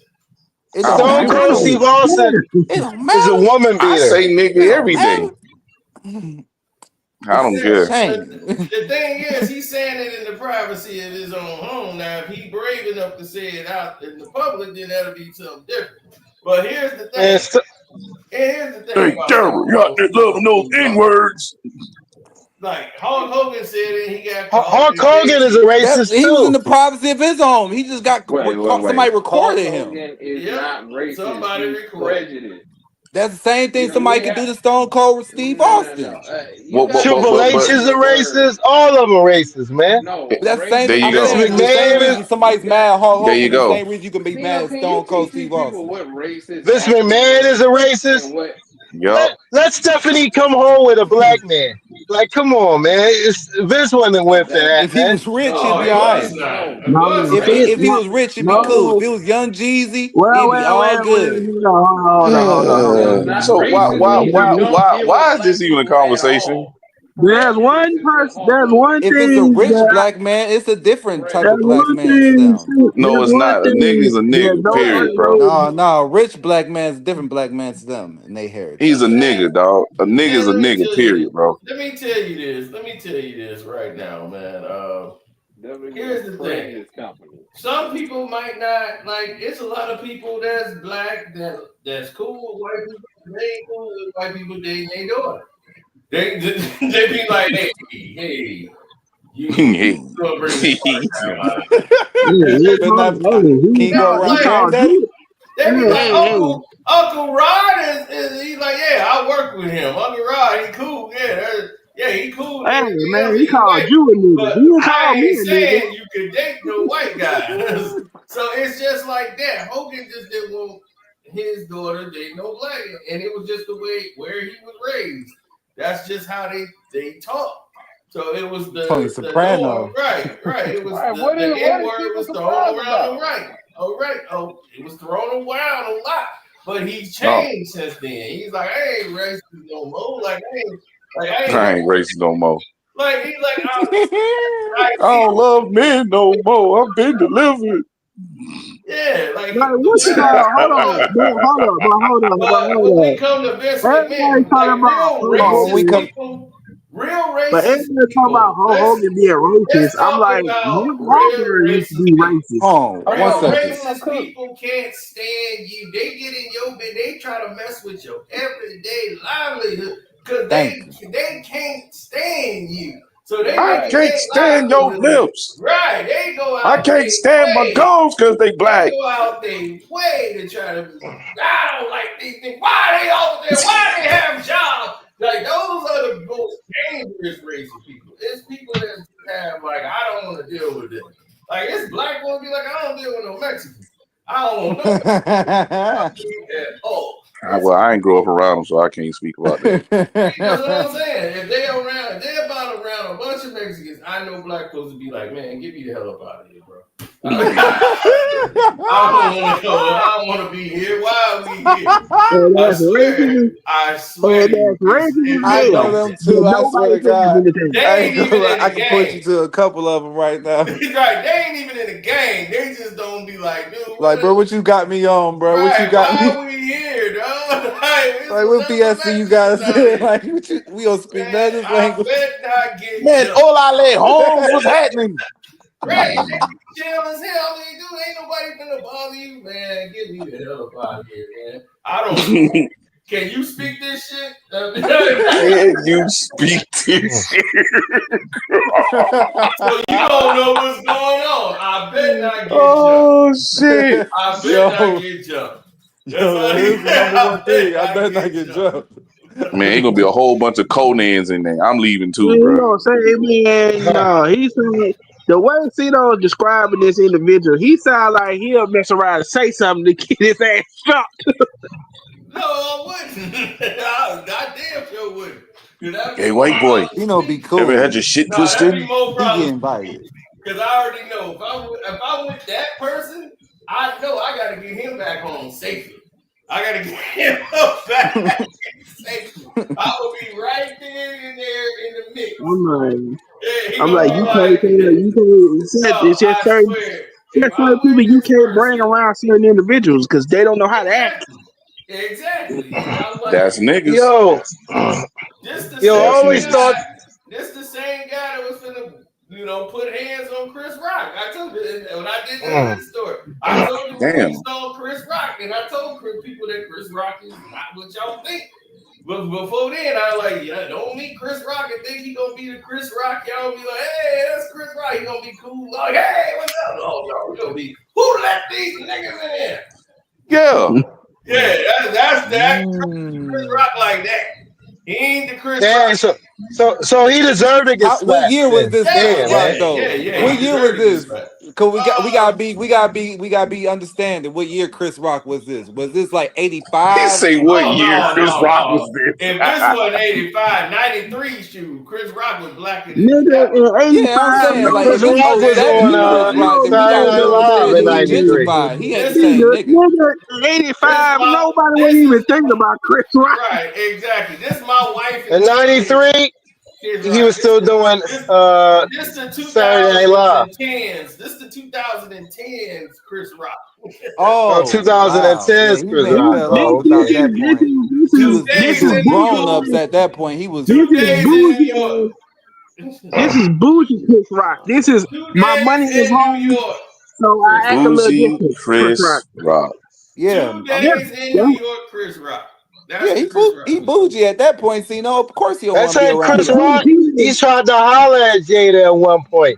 I think that's why Will smacked him. Yeah, he tried to holler at Jada at one point. That's what they said. He got smacked because the joke wasn't funny.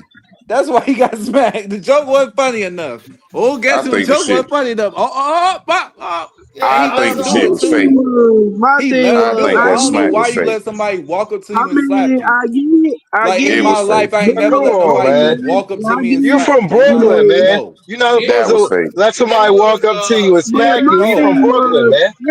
I ain't never just stood there. I may have backed up. I tried to shove that shit. I ain't never just stood there and took a slap. He from my mama. No. He wouldn't be able to come outside no more, man. If that happened in Brooklyn, he wouldn't be able to come outside no more, man. That's the 2 days in New York, Chris Rock. That's the one. Man. The movie y'all never seen.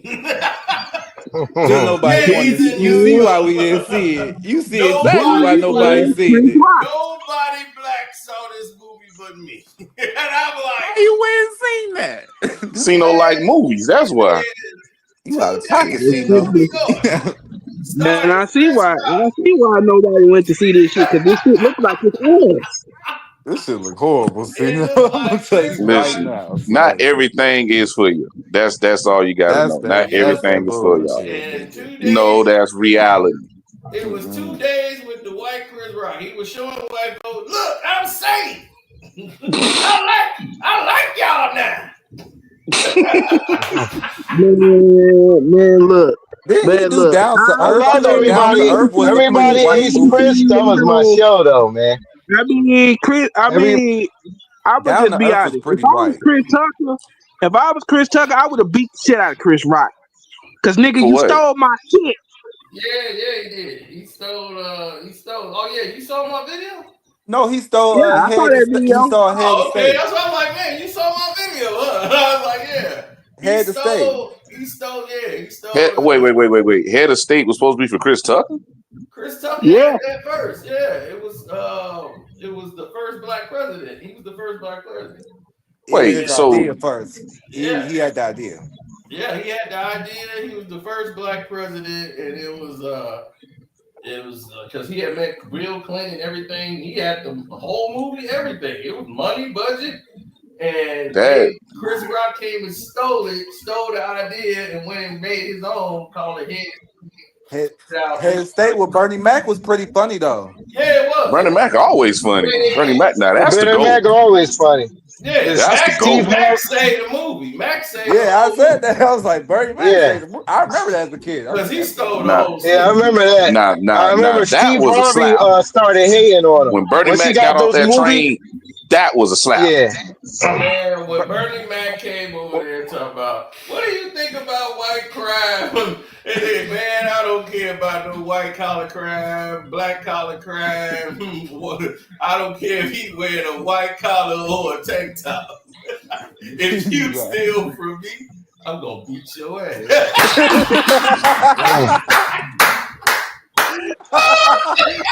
like, yo, both of them people. I don't was want like, to yo. hear about no black crime, white collar crime. No, I that's don't not care if the you got scene. on a The white scene that collar makes or a me laugh every tank top. time You when still that me nigga on getting whooping off the your train ass. and Yep. everybody keep I walking up to said, this nigga. God, both And of every that nigga nigga that keep right there. running I up to trust there that asking nigga him to right. do something. I don't care what That nobody whole say. thing when he walks off the train and everybody keep walking up and Yeah. he just slapping the That shit now out of everybody. that was a slap. Yeah, Those were that's slaps. Chicago, baby. We don't want to hear none of that nonsense. What? Get up out of here. Like, get out the I want to sit this shit. Sit the Don't play with shit me. out of people. They walking Don't play towards with you. me. It'd be like, dude, like, yo, brother, can you, my man, can I get some change? Chicago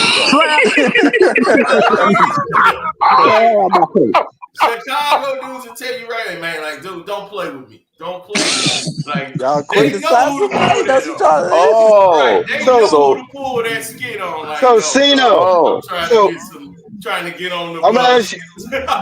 So that's why Hank like that. So Cena, I want to ask you something. What does Chicago think of CM Punk since he's from there? Oh, they love CM Punk out here in the Burb area. Everybody, But yeah, he's they not love really him. something like They that. He's hate not John really like, Cena. They hate Cena though. He don't know. He's like, bruh. This ain't the first. They been hating on John Cena since I said CM WrestleMania Punk. 22.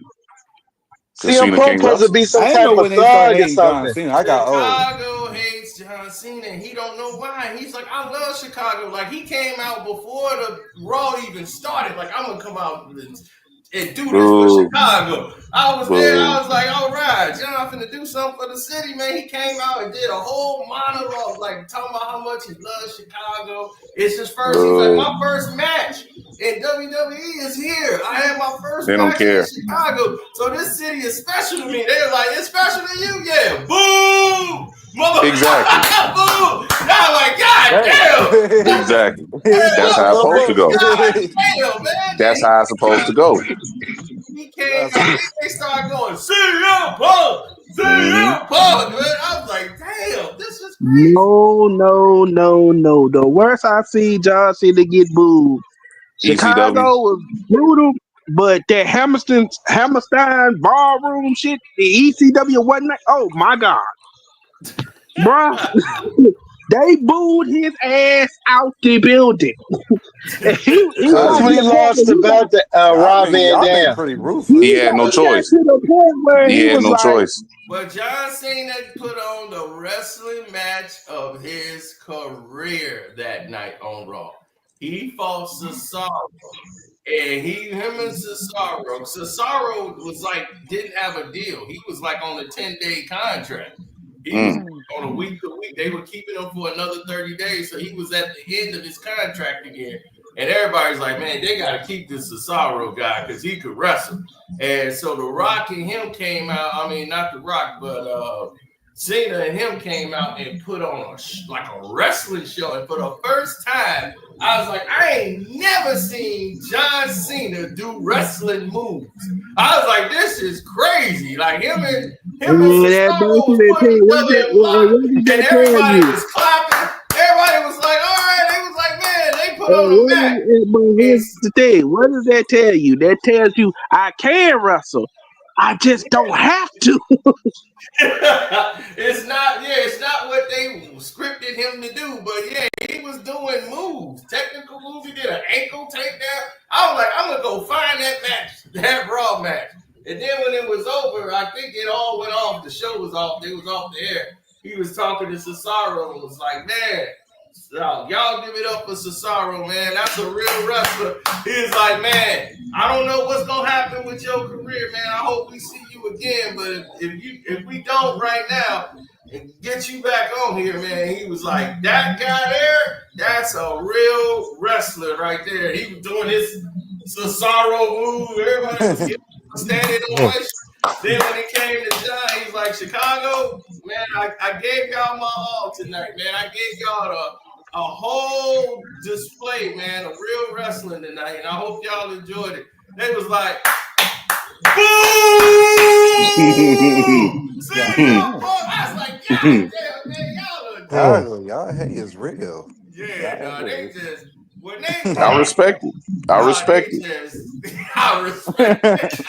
I respect it. I was disappointed. Chicago, Philly, Philly's the same way. York. New York the same way. They mean it. Yeah, they the realest I city. respect that shit. When they don't like a motherfucker, they don't like a motherfucker. We don't like they you. mean it. I get it. Period. I love it. Damn, that's sad. Tucky need to get that kind of treatment. Chris Rock was low down, man, for stealing that movie from Chris Tucker. I was like, Chris Tucker wasn't a Christian. He'll whoop your ass. Man, y'all gotta leave Chris Rock alone. Y'all see he can't fight. Chris Tucker, he was on Epstein Island. Yeah, Bro, that was not a real slap. Hold up, but here's my That was thing. a real slap. My thing was after the slap, right? I'm like, bro, everybody was reacting to the slap. I was fine with everybody's reaction, but when I seen that bitch ass nigga Tony Rock talk about Tony Rock. Tony Rock said he want to see Will Smith. Yeah, I don't think Tony want to see Will. I don't think Tony. Tony Will out here rapping, busting freestyles. Will out here rapping. Let me tell you this: Tony Rock knows Will better than Chris. That's like Tony and Will are boys. Like he was on that Will and them show. All of us, I know. Will, if I was I would have told that nigga, like, nigga, I put you on. Nah, Will handed that perfect. It's his brother. Don't answer. But here's the thing: Chris Rock don't even do nothing for his brother Tony. Tony be doing his own thing on his own. Chris be having big shows. Chris don't be on the opening act, nothing. I mean, Tony don't be on none of the opening acts, nothing. Tony Rock be doing his own. Man, your brother, like, bro, your own brother don't even mess with you. It's like, dog. If it wasn't me, wouldn't nobody even know you. No, if I'm Tony, I'm gonna milk this to the fullest. But he'll rock, you know. Like he said, it's like 8 or 9 of them, dog. You know, Chris Rock. So they like the Waynes. They just an ass up. I'm like, Tony, but like you gotta think about it. Tony do gotta come out and defend his brother. He's gonna look bad not defending his brother. Exactly. Where was that energy when Charlie Murphy came up to your ass and checked you? Charlie Murphy. Yeah. He ain't want no problems with y'all. What was that? Charlie Mack. You gotta step to Charlie Mack if you want to get to Will Smith. All you gotta do is Charlie Mack MC from Philly and CB4, and that's all you need to know about Charlie Murphy. Yeah. Wow, the bitches get off. I be watching finally real gangsters. Yeah, when he came and flipped that table over, oh, your posse deep? Boom! Flipped the whole table! He was, brother, you easily upset. He said, man, we gotta go back in there, kiss his ass, and get our job back. We gonna wait a little later though. We calm down. Man, Charlie ain't the guy you ever wanted to. Dog, if you on my Patreon, I got the proof behind the Charlie Murphy bodyguard stories. Oh, I watched if you ever watch the Delirious stand up, you can hear him like in the beginning. You can hear him telling the girl something, shut up. Like, you literally hear him telling the girl. Yeah, she was like, that's Charlie. He was, shut up, bitch. Yeah, because that's Charlie. Dog, Charlie done beat so many people up. Like, and y'all don't even understand. He had to get fired. Like, they had to bring somebody in because he finna get Eddie so many lawsuits, and he be trying not to fight. And then it's just something that I heard he was bullying like paralyzed people and stuff. Charlie, that was Daryl Stingley. He told that story. Yeah, Charlie didn't care. Charlie was fresh. Hey, motherfucker, he was fresh out of the military, and when he came home, Eddie was a star. Like Eddie was the big star, and he was like, look, Charlie, I want you to be my bodyguard. He's like, you can help me, do some things around here. Because Charlie was like, man, he was a businessman. He was in the streets all the time, hanging out, but he was a businessman. His brother was trying to rap. The younger brother, Bernie, he was like, Bernie rapping. Yeah, you remember Hardcore Military? I had that record. I had the album. You brought Charlie that Murphy was the manager. Yeah. The K9 Posse. That's what it was. K9 Posse. Hardcore Military. Yeah, they was the hard. Yeah. I didn't even know that was Eddie Murphy's younger brother, Vernon. I was like, oh man, that's Eddie Murphy's brother. So Vernon was, so he went to go manage them because he was just beating the hell out of everybody, man. Charlie Murphy wasn't playing around. He wasn't dealing with a full deck. When did he become a comedian? Just say, okay, I think I'm funny. I would never forget the story. Because he used to tell stories, and them shit be so funny. Whooping this dude. Remember, I think it was Coming to America. Remember the little guy that was in the barbershop? He was like the third barber with Eddie Murphy and Arsenio Hall, and he was the short guy. I'm on episode 6 right now, the Charlie Murphy bodyguard stories. We got episode 5, 4. Golly. Yeah. We got episode. Man, you can go on YouTube and just listen to Charlie Murphy stories, bro. Them shit's funny to hell. Let me see. Which one was this? It seemed tense. It was no. Let Charlie liked to be tense. Let's leave Charlie being Charlie. He was like, well, he seems tense, and I like to help people relax. This is on a relaxing aura, Oh, that's what they had Charlie. You know, California didn't want to mess with Charlie Murphy. Let me help you, Charlie. Hey, I don't need no help. My brother said, "That's him." Yeah, listen to him. I'm gonna just stay back over here on the wall. Oh, snap! And just watch the room. I'm security. So they sound like him too. Carrying shit. Y'all go ahead and pillow thing. I'm gonna be over here. and he's staring at the security guard. So the security guard like stares him down, gives him a huff, and just stares at Charlie because like he ain't following the instructions and stuff. So Charlie's just standing there and he's just staring him down, like sizing him up, like he want to try him. So the one guy who's on the pillow was talking about, yeah, and I worked on with these movies, and I do the coordination for a lot of the movies you've probably seen, and then on a television show, the show called I forgot what the damn show was called, but he was the stunt coordinator. And he started doing all these moves like, it's all about momentum of wind, manipulating the air. See this air. You see how you move your hand, and you could feel the air when you move your hand. I remember hearing this. Right, so you manipulate and you use the air, and I don't even have to touch a man, and I could just use the air and the energy and the key energy, and I could just. Please don't tell me you did this to the wrong. You probably did something stupid. Without even having to break a sweat or even touching you. Charlie's like, man, that's bullshit. Like, Charlie, what you doing? Man, ain't no goddamn way you can do that.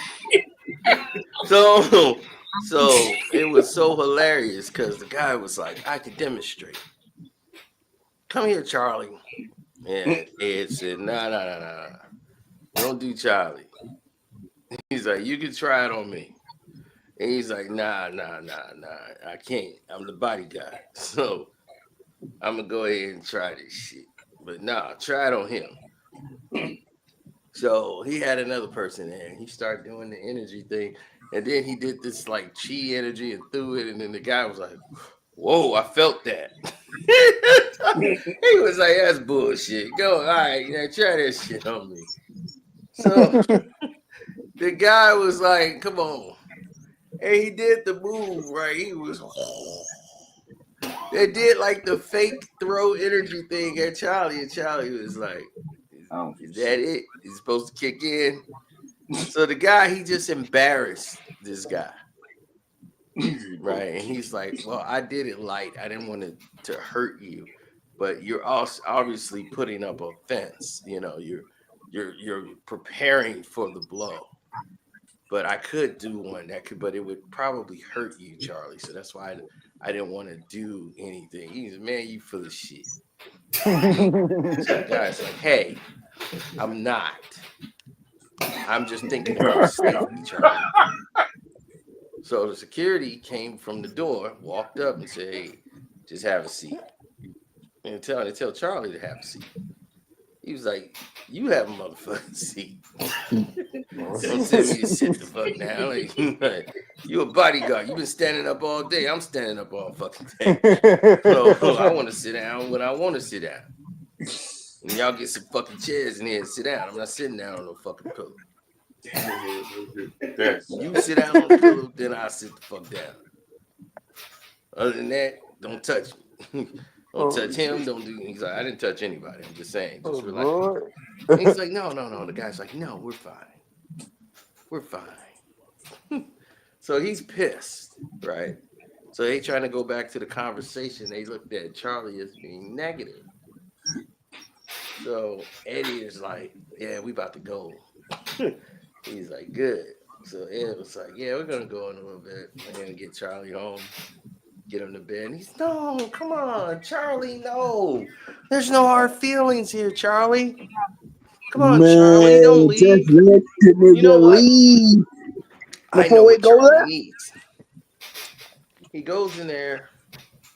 He lights up some sage, right? And he starts spreading. It's so much negative energy. It's thick. We got to get the sage in there. Charlie's like, man, that's like a big ass joint. Like a big ass joint. So Charlie's laughing. So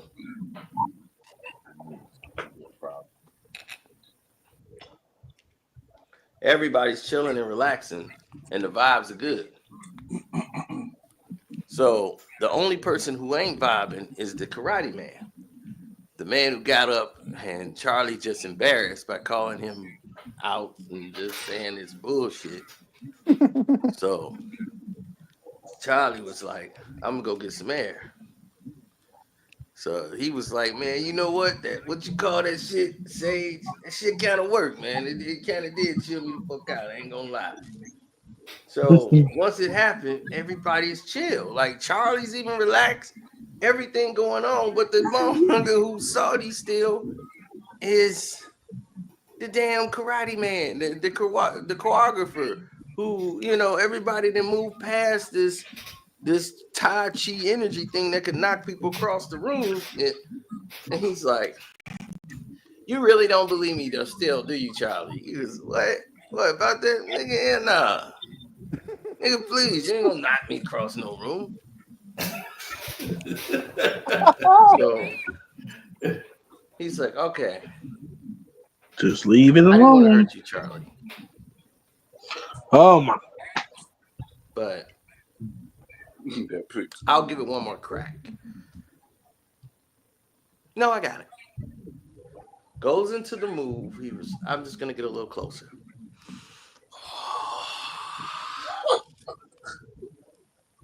Wow! And throws his hand dead smack into Charlie's face.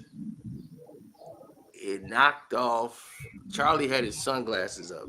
It knocked Charlie's sunglasses off his face as he hit Charlie in the face. And he said, oh my God, I was too close. And I'm so sorry. And are you okay? And Ed jump up immediately, runs over. He see Charlie's face. Charlie's eyes got beady. And the karate man was like, oh my God, I'm so sorry. Oh my God, I can't believe I just did that. And the hostess, oh my God, did you see what happened? It was a transference of energy. The sage, all the negative energy that it was taken out of Charlie, it put into him. Oh, whoever that guy name was, it put it into him. Did you see that, people? And they were like, oh my God, where did you buy that? I gotta get it. It was nothing but sage, regular sage they can get from everywhere. And this guy made up all kinds of stories where it came from. Well, you know, they had to import it from here and there. You can't just get it anywhere. Like, I gotta have that. Did you see how that worked? He was so negative, and he relaxed. Once that sage got in the air and in that energy's not destroyed. It's literally transferred. Look, it converted him. And then the guy believed it. The karate guy was like, yo, cool. That wasn't my fault. It was your energy. So Charlie was like, all right, well, I guess that shit returned back to me because I'm finna kick your fucking ass. I'm gonna beat this fucking ass in before I leave this motherfucker. And the security guy came up and he was like, what the fuck? We got a problem? So he was like, you know what, Ed, we the fuck up out. Get your shit. We leave. So Ed was like, yeah, I got to get Charlie out of here. Because it's going to go left. The guy, the security guy, he looked at the security guy. He's like, oh, yeah, let him out. And he was like, man, big man, look, you've been staring me real hard. I know you're just doing your fucking job, man. But no sweat. But if you feel froggy, you feel like you want to get some shit off your chest, or you want to release some stress, you can meet me down in the parking lot. Right now, I got a lot of fucking stress because of this motherfucker right here. This motherfucker sitting on this pillow. I want you to know right now, your fake karate Bruce Lee ass, I would have took one of your legs and rammed that shit down your fucking throat. Never in your life approach me ever in that way again. So he made it clear. He got on the elevator on the way down. He told Ed, if a motherfucker touch me in the face, I'm fucking him up. You better tell your friends, don't fuck with me. Because you know what I'm going to do. He was like, I know, Charlie, but shit, you about to fuck up some money. Fuck that money.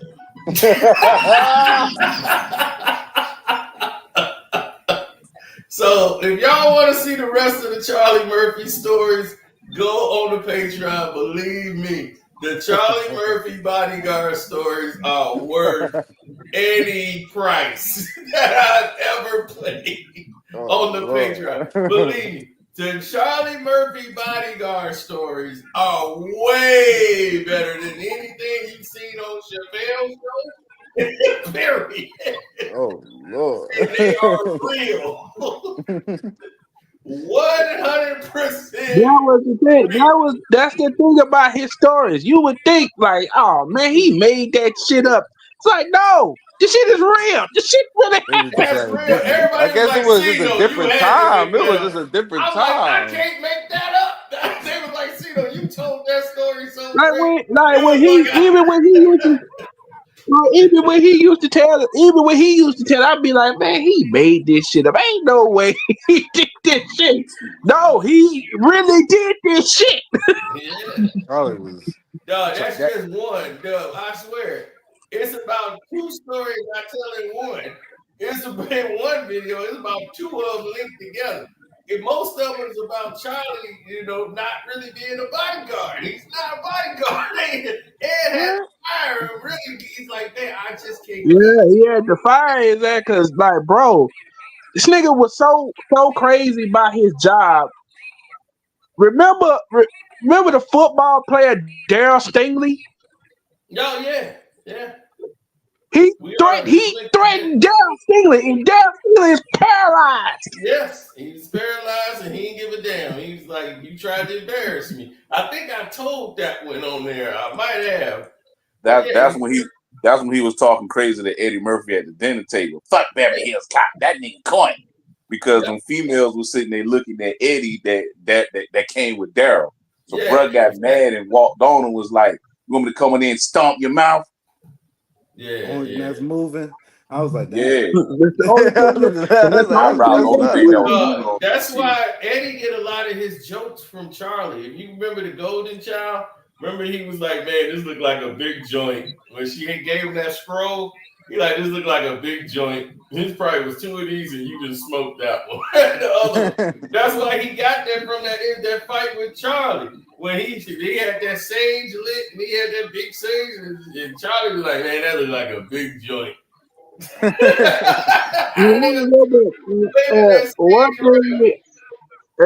Another thing that I remember is like he had did an interview with Snoop Dogg.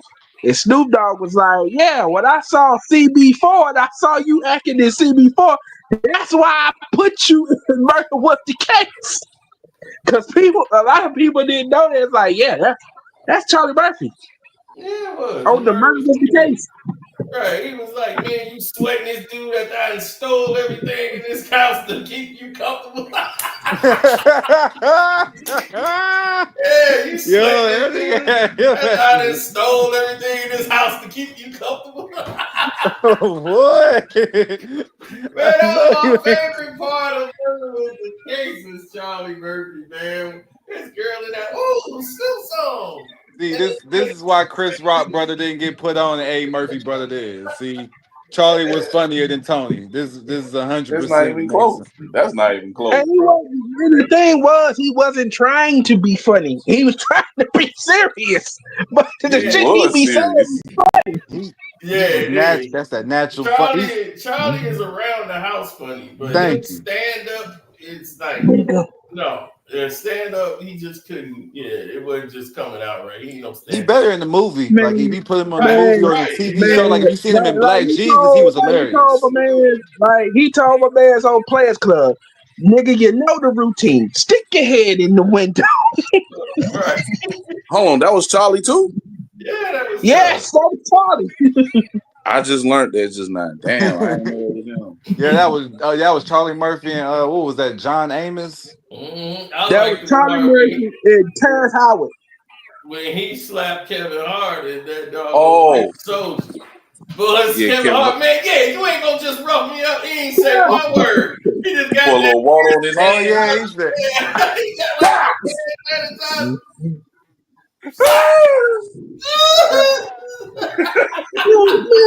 He picked him off the ground. My face. I was like, oh Lord, that's bad. Have you ever been slapped before? You've hit that moment before. I've had that moment like Kevin Hart before. Like, Mama got me. She got me. Man, Kevin Hart looked at Charlie Murphy and was like, what the hell you staring at your fat ass Temptation? Yo, I remember when they caught Benny Singles on that movie. He was like, "What you mean we caught him? I did all that work. You got your ass beat." I was like, "Oh shit!" Yeah. I was like, "Yo, Bean, my boy loved that movie. He loved that part right there. Bean was giving it to that goddamn cop.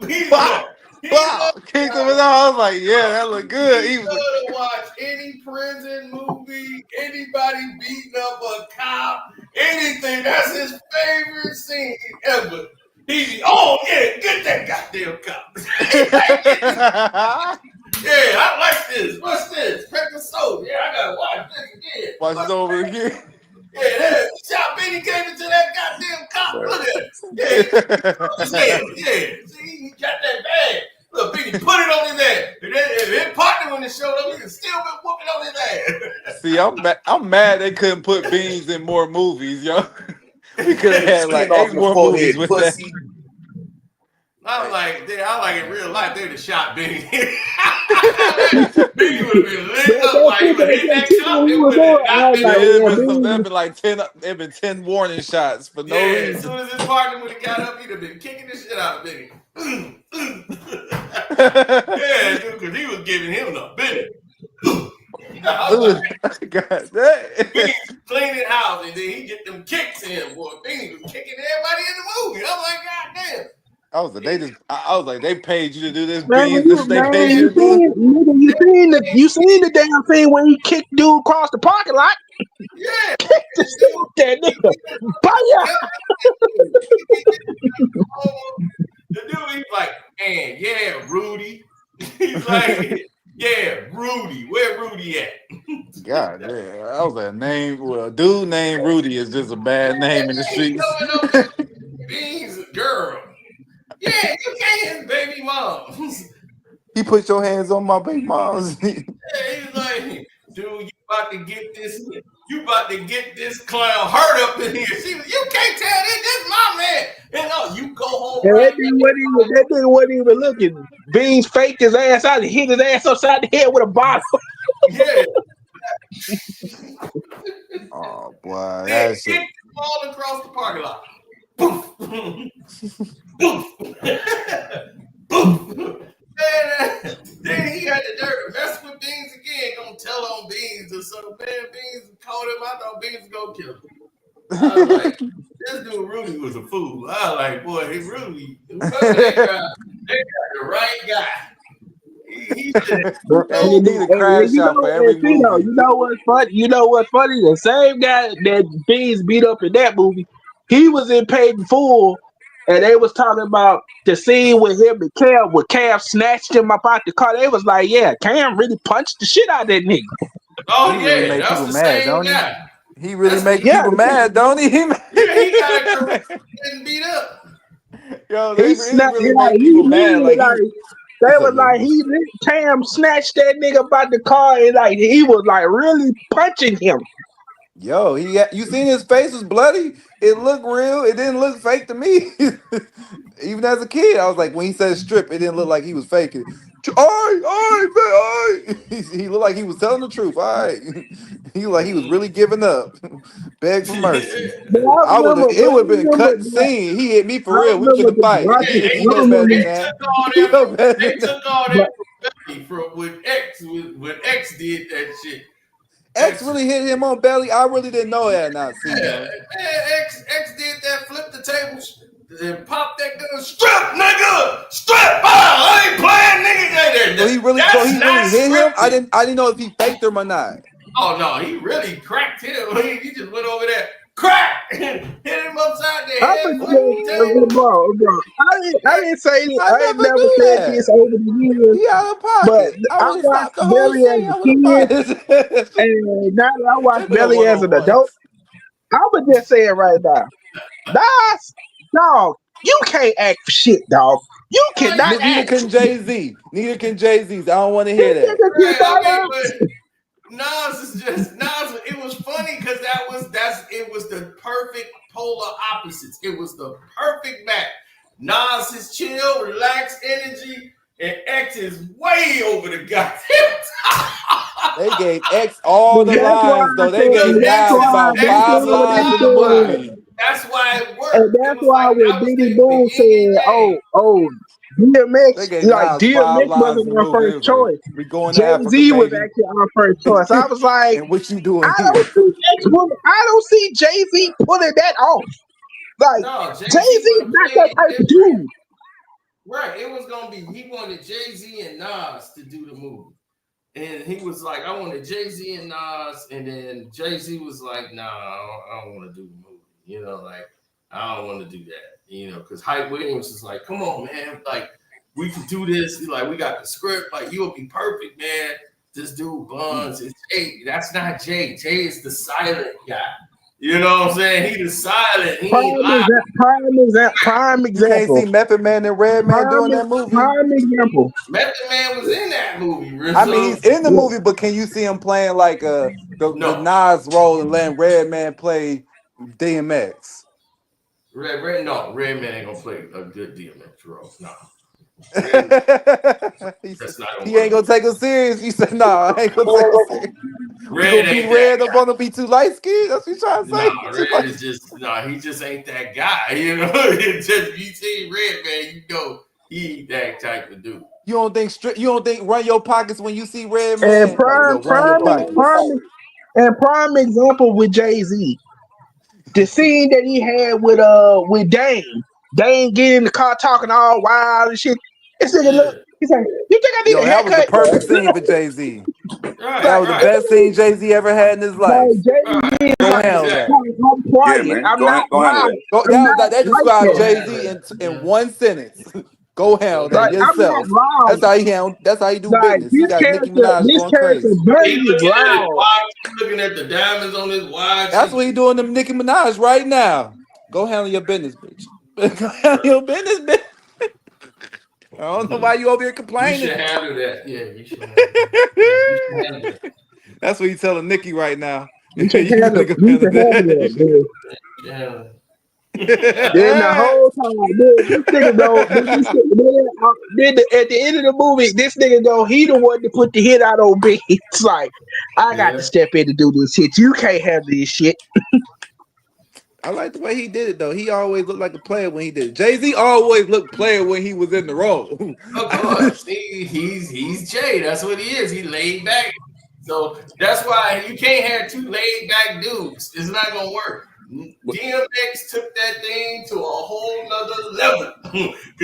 So you saying DMX and Jay-Z can be in that movie? No, what movie you talking about? They could have been in there. Like Jay could have played Sincere role.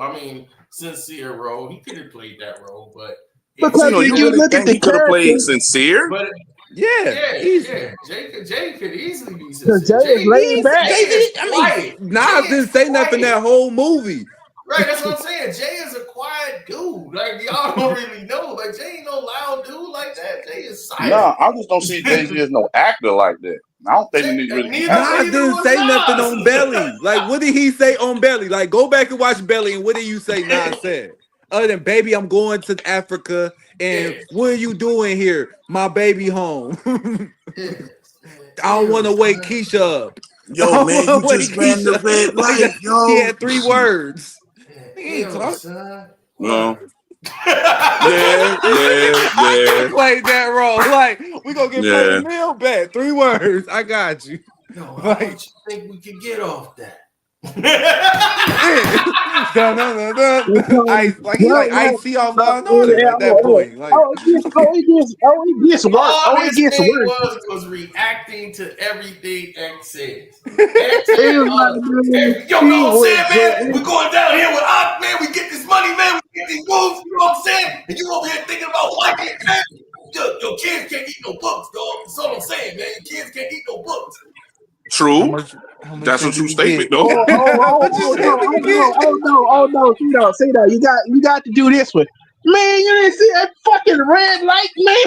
Hey, you think I give a motherfucker about a red light? Man, I'm out here speeding, smoking weed, I'm untouchable. Man, you think I care about this red light, man? It's a police, man. I'm smoking weed. I'm driving, man. I'm untouchable. That's what I knew. I was like, no, DMX is not acting. I said, bro, DMX was not acting. That was him. That was just all him. I don't think nobody wrote that. I always thought that. I was like, I don't think nobody could write that.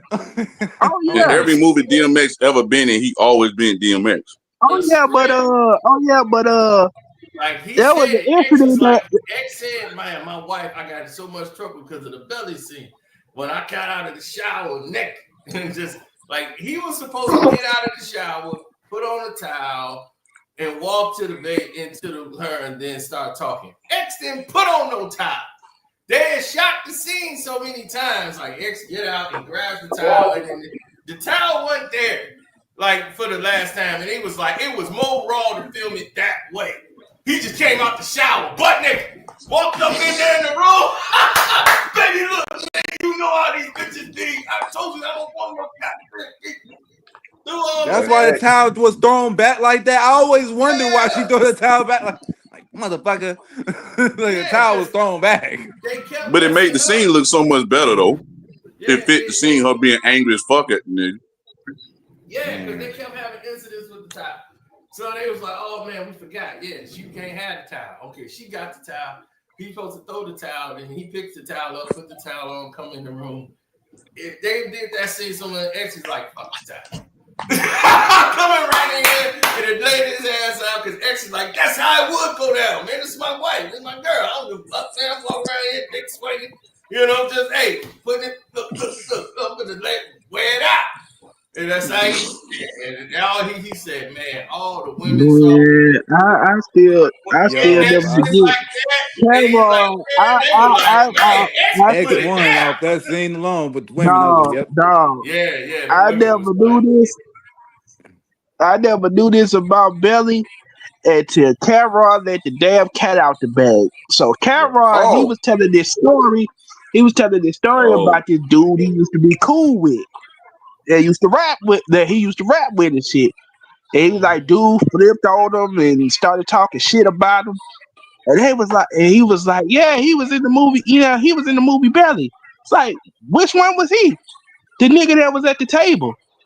I was like, wait a minute. The two niggas that was at the table.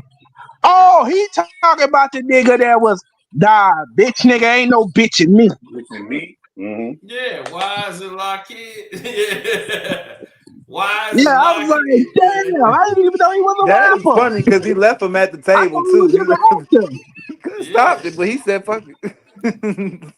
He was, like, it was hilarious. That used to be my line. I used to say that to everybody. Man, I saw you over there. We was there. You scared, praying, shit don't happen. He was like a little bitch. I know. Yeah, I say that to everybody all the time. I saw you when we walked in there. You about to cry like a bitch. Shit don't happen.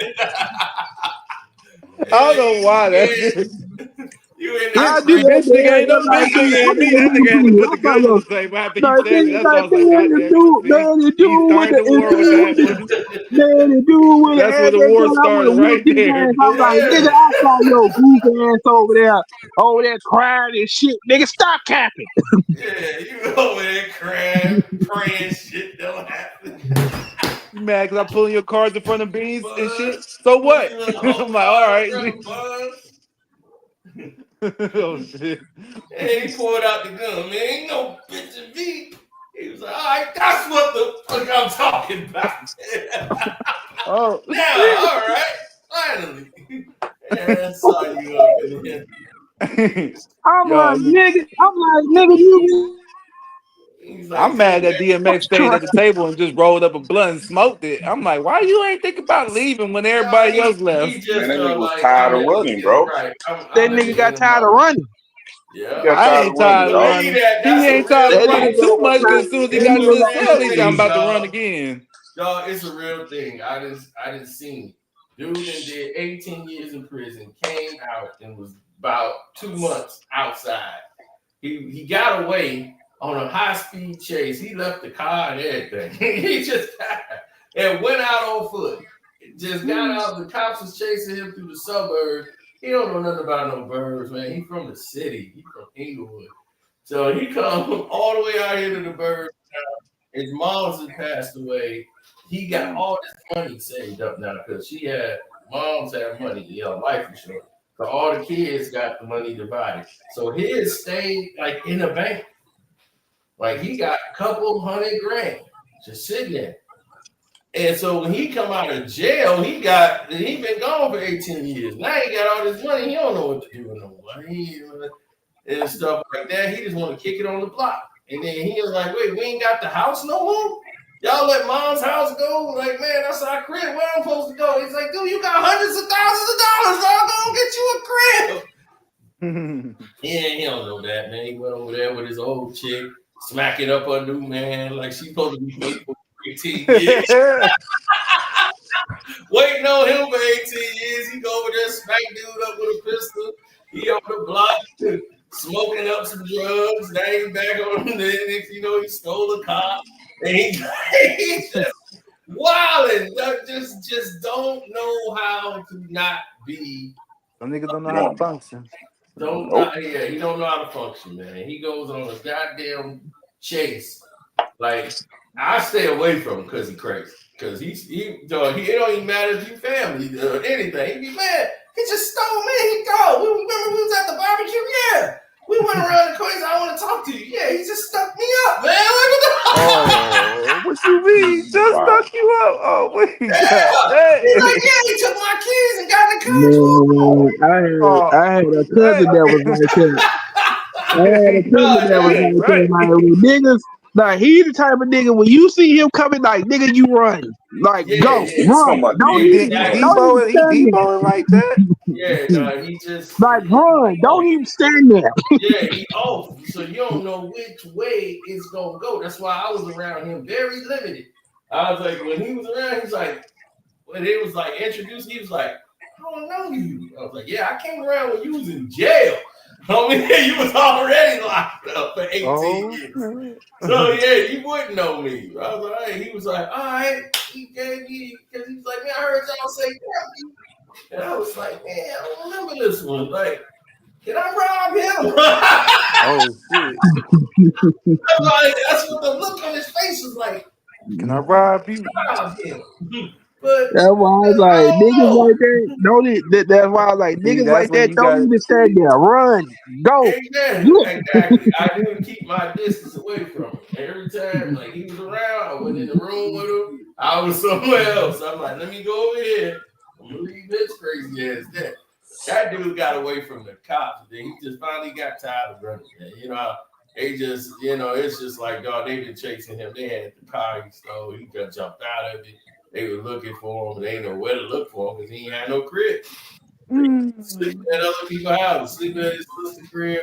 Then he's stealing from them, stealing their cars. You can't steal but so much. It's like, dog, his sisters is like, I don't want to see him. His baby brother was like, I don't want to, do not send him my way. He's like, dog, he stole my wife's jewelry. I let him up in the crib. Like this my big brother, man. He come in there stealing it, man. He stole my daughter's stuff. He stole all the. Yeah, he's like, he got money, dog. What is he doing? That nigga got disease. Some niggas got money, they still steal. I don't know. Yeah. I call it a hood mentality. Some niggas just can't shake it. he just couldn't process me. It's like he begging to go back. I was like, dog, he begging to go back. Yeah. He burning through that money, dog. I was like, dog, he gonna burn through all of it in probably 2 months. Because she was like, yeah, he out there doing drugs and just making him go crazy. Yeah. He was already crazy. Y'all made excuses for him. He was crazy 18 years ago when he did that crap. Y'all made excuses for him. That's y'all brother. No, because see, it was the other guy that got him in trouble. I'm like, no, you look at that case file. That case file don't say nothing about nobody else. He was strangling one person through another person through the glass. I was like, God damn, dog. He kicked the damn bank teller woman through the damn. That's 18. You did that. You need that. Believe me, I can do a whole hood story on him. Goddamn. They say free him, you gotta keep him. You gotta keep him. Yeah, exactly. Some niggas need to stay in jail. Yeah. He's somebody that you don't even want to mess with. He about 6'4", 6'5". Oh yeah, not Damon. Yeah. Oh hell. You talking about not Damon? Not Damon. I had a dream about that fool last night. In other words, as we say in the hood, he shoot a nigga size. You gonna have to. Yeah. Dude is crack strong. Nigga, I'm not about to fight you. I'm gonna pop you. Right. Because he with the crack and he crack strong. So, he one of them. Yeah. So he crack strong too. Oh Lord. Yeah, you don't want to deal with him. Yeah, he crack strong. They different breeds. I'm telling you. Yeah. Dude can rip a door off the goddamn hinges. Yeah, he on some Jason Voorhees shit. Yeah, he got a couple triggers. He fighting with his damn ex all the damn time. Whatever new boyfriend she got, I'm like, do you need to tell them you dating the most? Your baby daddy's like one of them America's most wanted. She can't say no to him.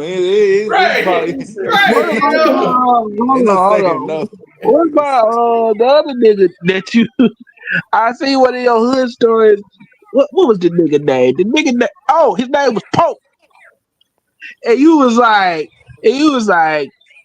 did he tell you Pope's a killer? Lord. I mean, shit. Everybody's a killer if you push it. That's what I tell everybody. That's what I tell every woman. That's what I tell all my little sisters. Every man's a killer. You push them far enough. I'm like, did he tell you Pope's a killer? Nah, my favorite hood story you got, Cino, is the one where you talk about your homeboy taking the shit in your car. What? Oh, I know what you talking about. Oh, I a think nigga took y'all a had shit took in your you well. and your That was the funny. homeboy. I watched that You one and just your recently. homeboy Oh my took a god, that's still trip, the funniest one. You and said, you "Bro," had he one, said, "Can I and put you my had drawers back in your car? I put them in the plastic bag. I think I can save them." He like, "No, you gonna get out the car with them. You gonna stay out the car. You gonna get out. Yeah. You gonna." I can save them. I'm gonna put them in this bag. Hey, you ain't getting in this car with that. He said, "You burned that. or You go ahead and throw them away. Man, you tripping." or the damn story, or the other story about the nigga with the bad breath. Oh Lord. Oh yeah, yeah. That one I tell the most. So that one recalls like that because I ain't never gonna forget that shit. Why? Breath was that bad? I didn't. And another story. It took me 5 years to find this story. The Tricky Lane story. It took me 5 years to find that story again. Cause I heard it one time and I was like, damn. I was like, man, where the hell is this story at? Cause I was trying to find it and I couldn't find it. Oh man. See, I found a lot of the stories. They Yeah, I very. might have to go back and listen to them again. Because like a lot of them I changed the names so the people don't get, into their feelings. Cause You was kind of harsh though. You was like you put it out there. It's real. I can feel it. It's like yeah, you it's can make real, that. but I had to change the names up. So sometimes when people say the names, I'll be like, what the hell are they talking about? Who? Then when I hear it, I go, oh yeah, I know exactly who this is. So like it was one time a hoodster dude was like, man, dude, you talking about me and all this? I didn't even know. And I thought about his situation. I said, damn, this could have been you too. I was like, but I didn't even know that because I was like, no, I never.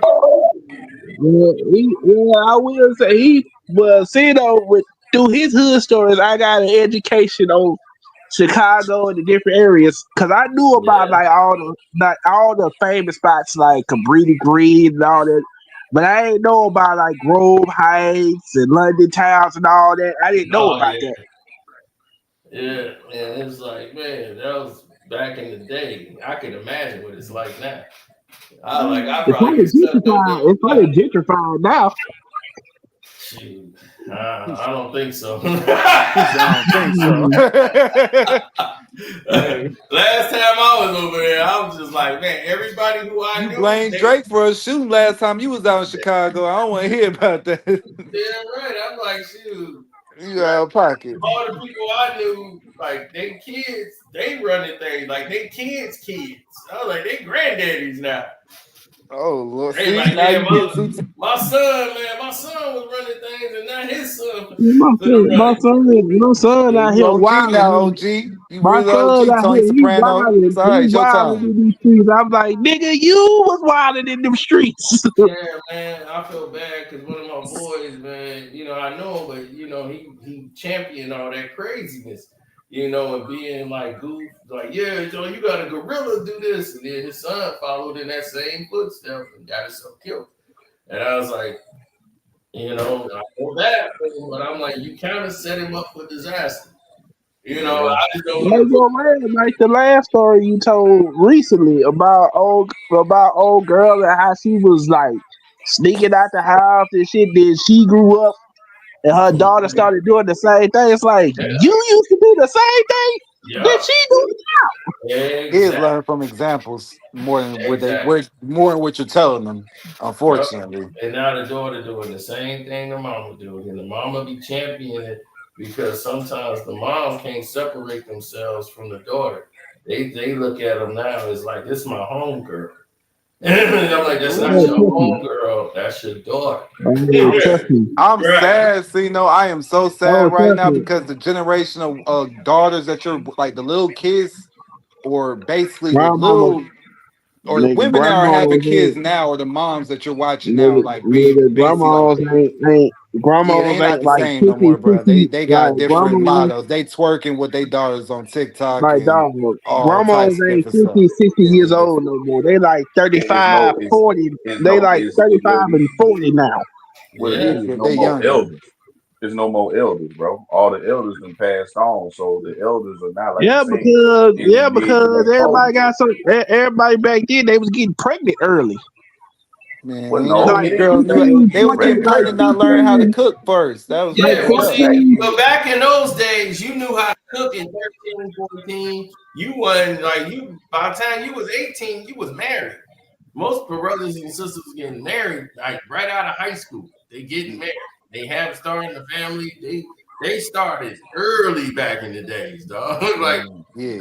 that was the norm. Like you was taking care of the household at like 12. You was taking care of your brothers and sisters, 12, 13, 14. You was the man of the house in some places. So all this, like, we digress. The older we got, we digress. We going way back. They talking about making 21. Like that's still a baby at 21. It's like a baby. Oh.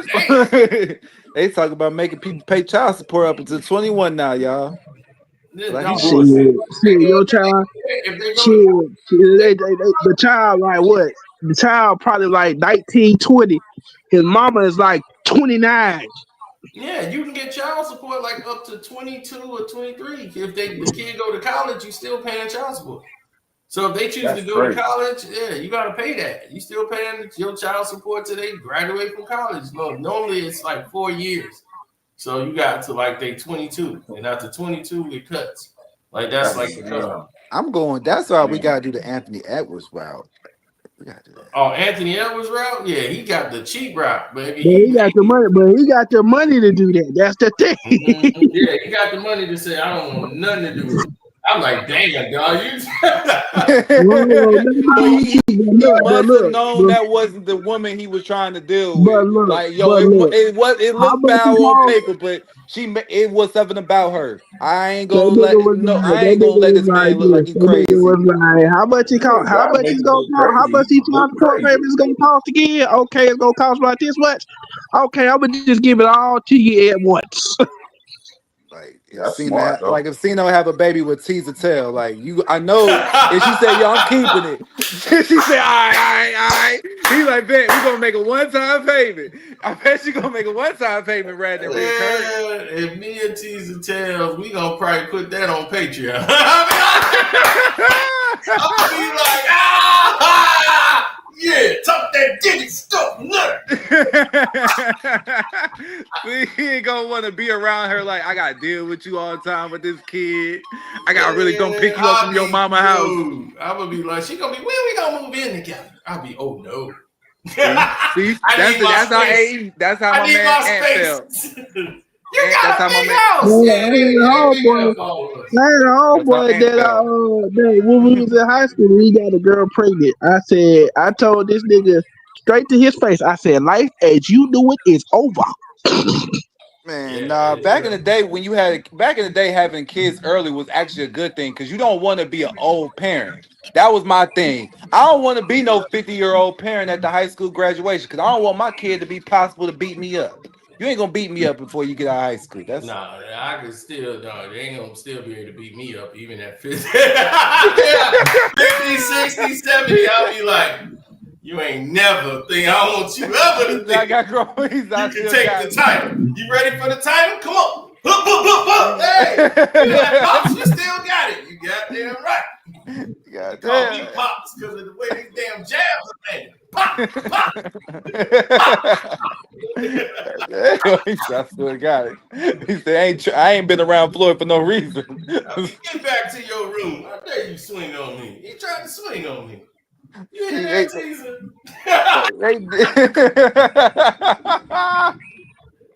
See, I ain't ready for that. I don't want to deal with the challenge. These YNs different. They don't even fight fair. When I was probably like 13 or 14, I tried my uncle. Yeah, I never did that shit again. I mean, we all. I mean, we all face the consequences. We all had that moment where we just like, man, I'm tired of this shit. I ain't gonna lie. My mom tried that with us. We just jumped him in. We jumped my mom boyfriend in our senior year. We was watching Cino videos. I just discovered it in 2013, and we jumped my mom boyfriend in. Cino, you a bad influence. he was screaming all that Brian hate, and then all of a sudden, he had to get jumped in. He trying to be too inclusive. I ain't want to go out like Jody. I was watching too much Baby Boy at the time too. I wasn't going out like Jody. You don't want nigga licking on your head, man. Oh shit! It's 5 o'clock. Let me get up out of here. It's 5 out here. Well, man, I gotta go. I'm late as a bone. All right, I'm out. Hi, I'm Carcino. Oh, let's talk about it. Let's talk about it.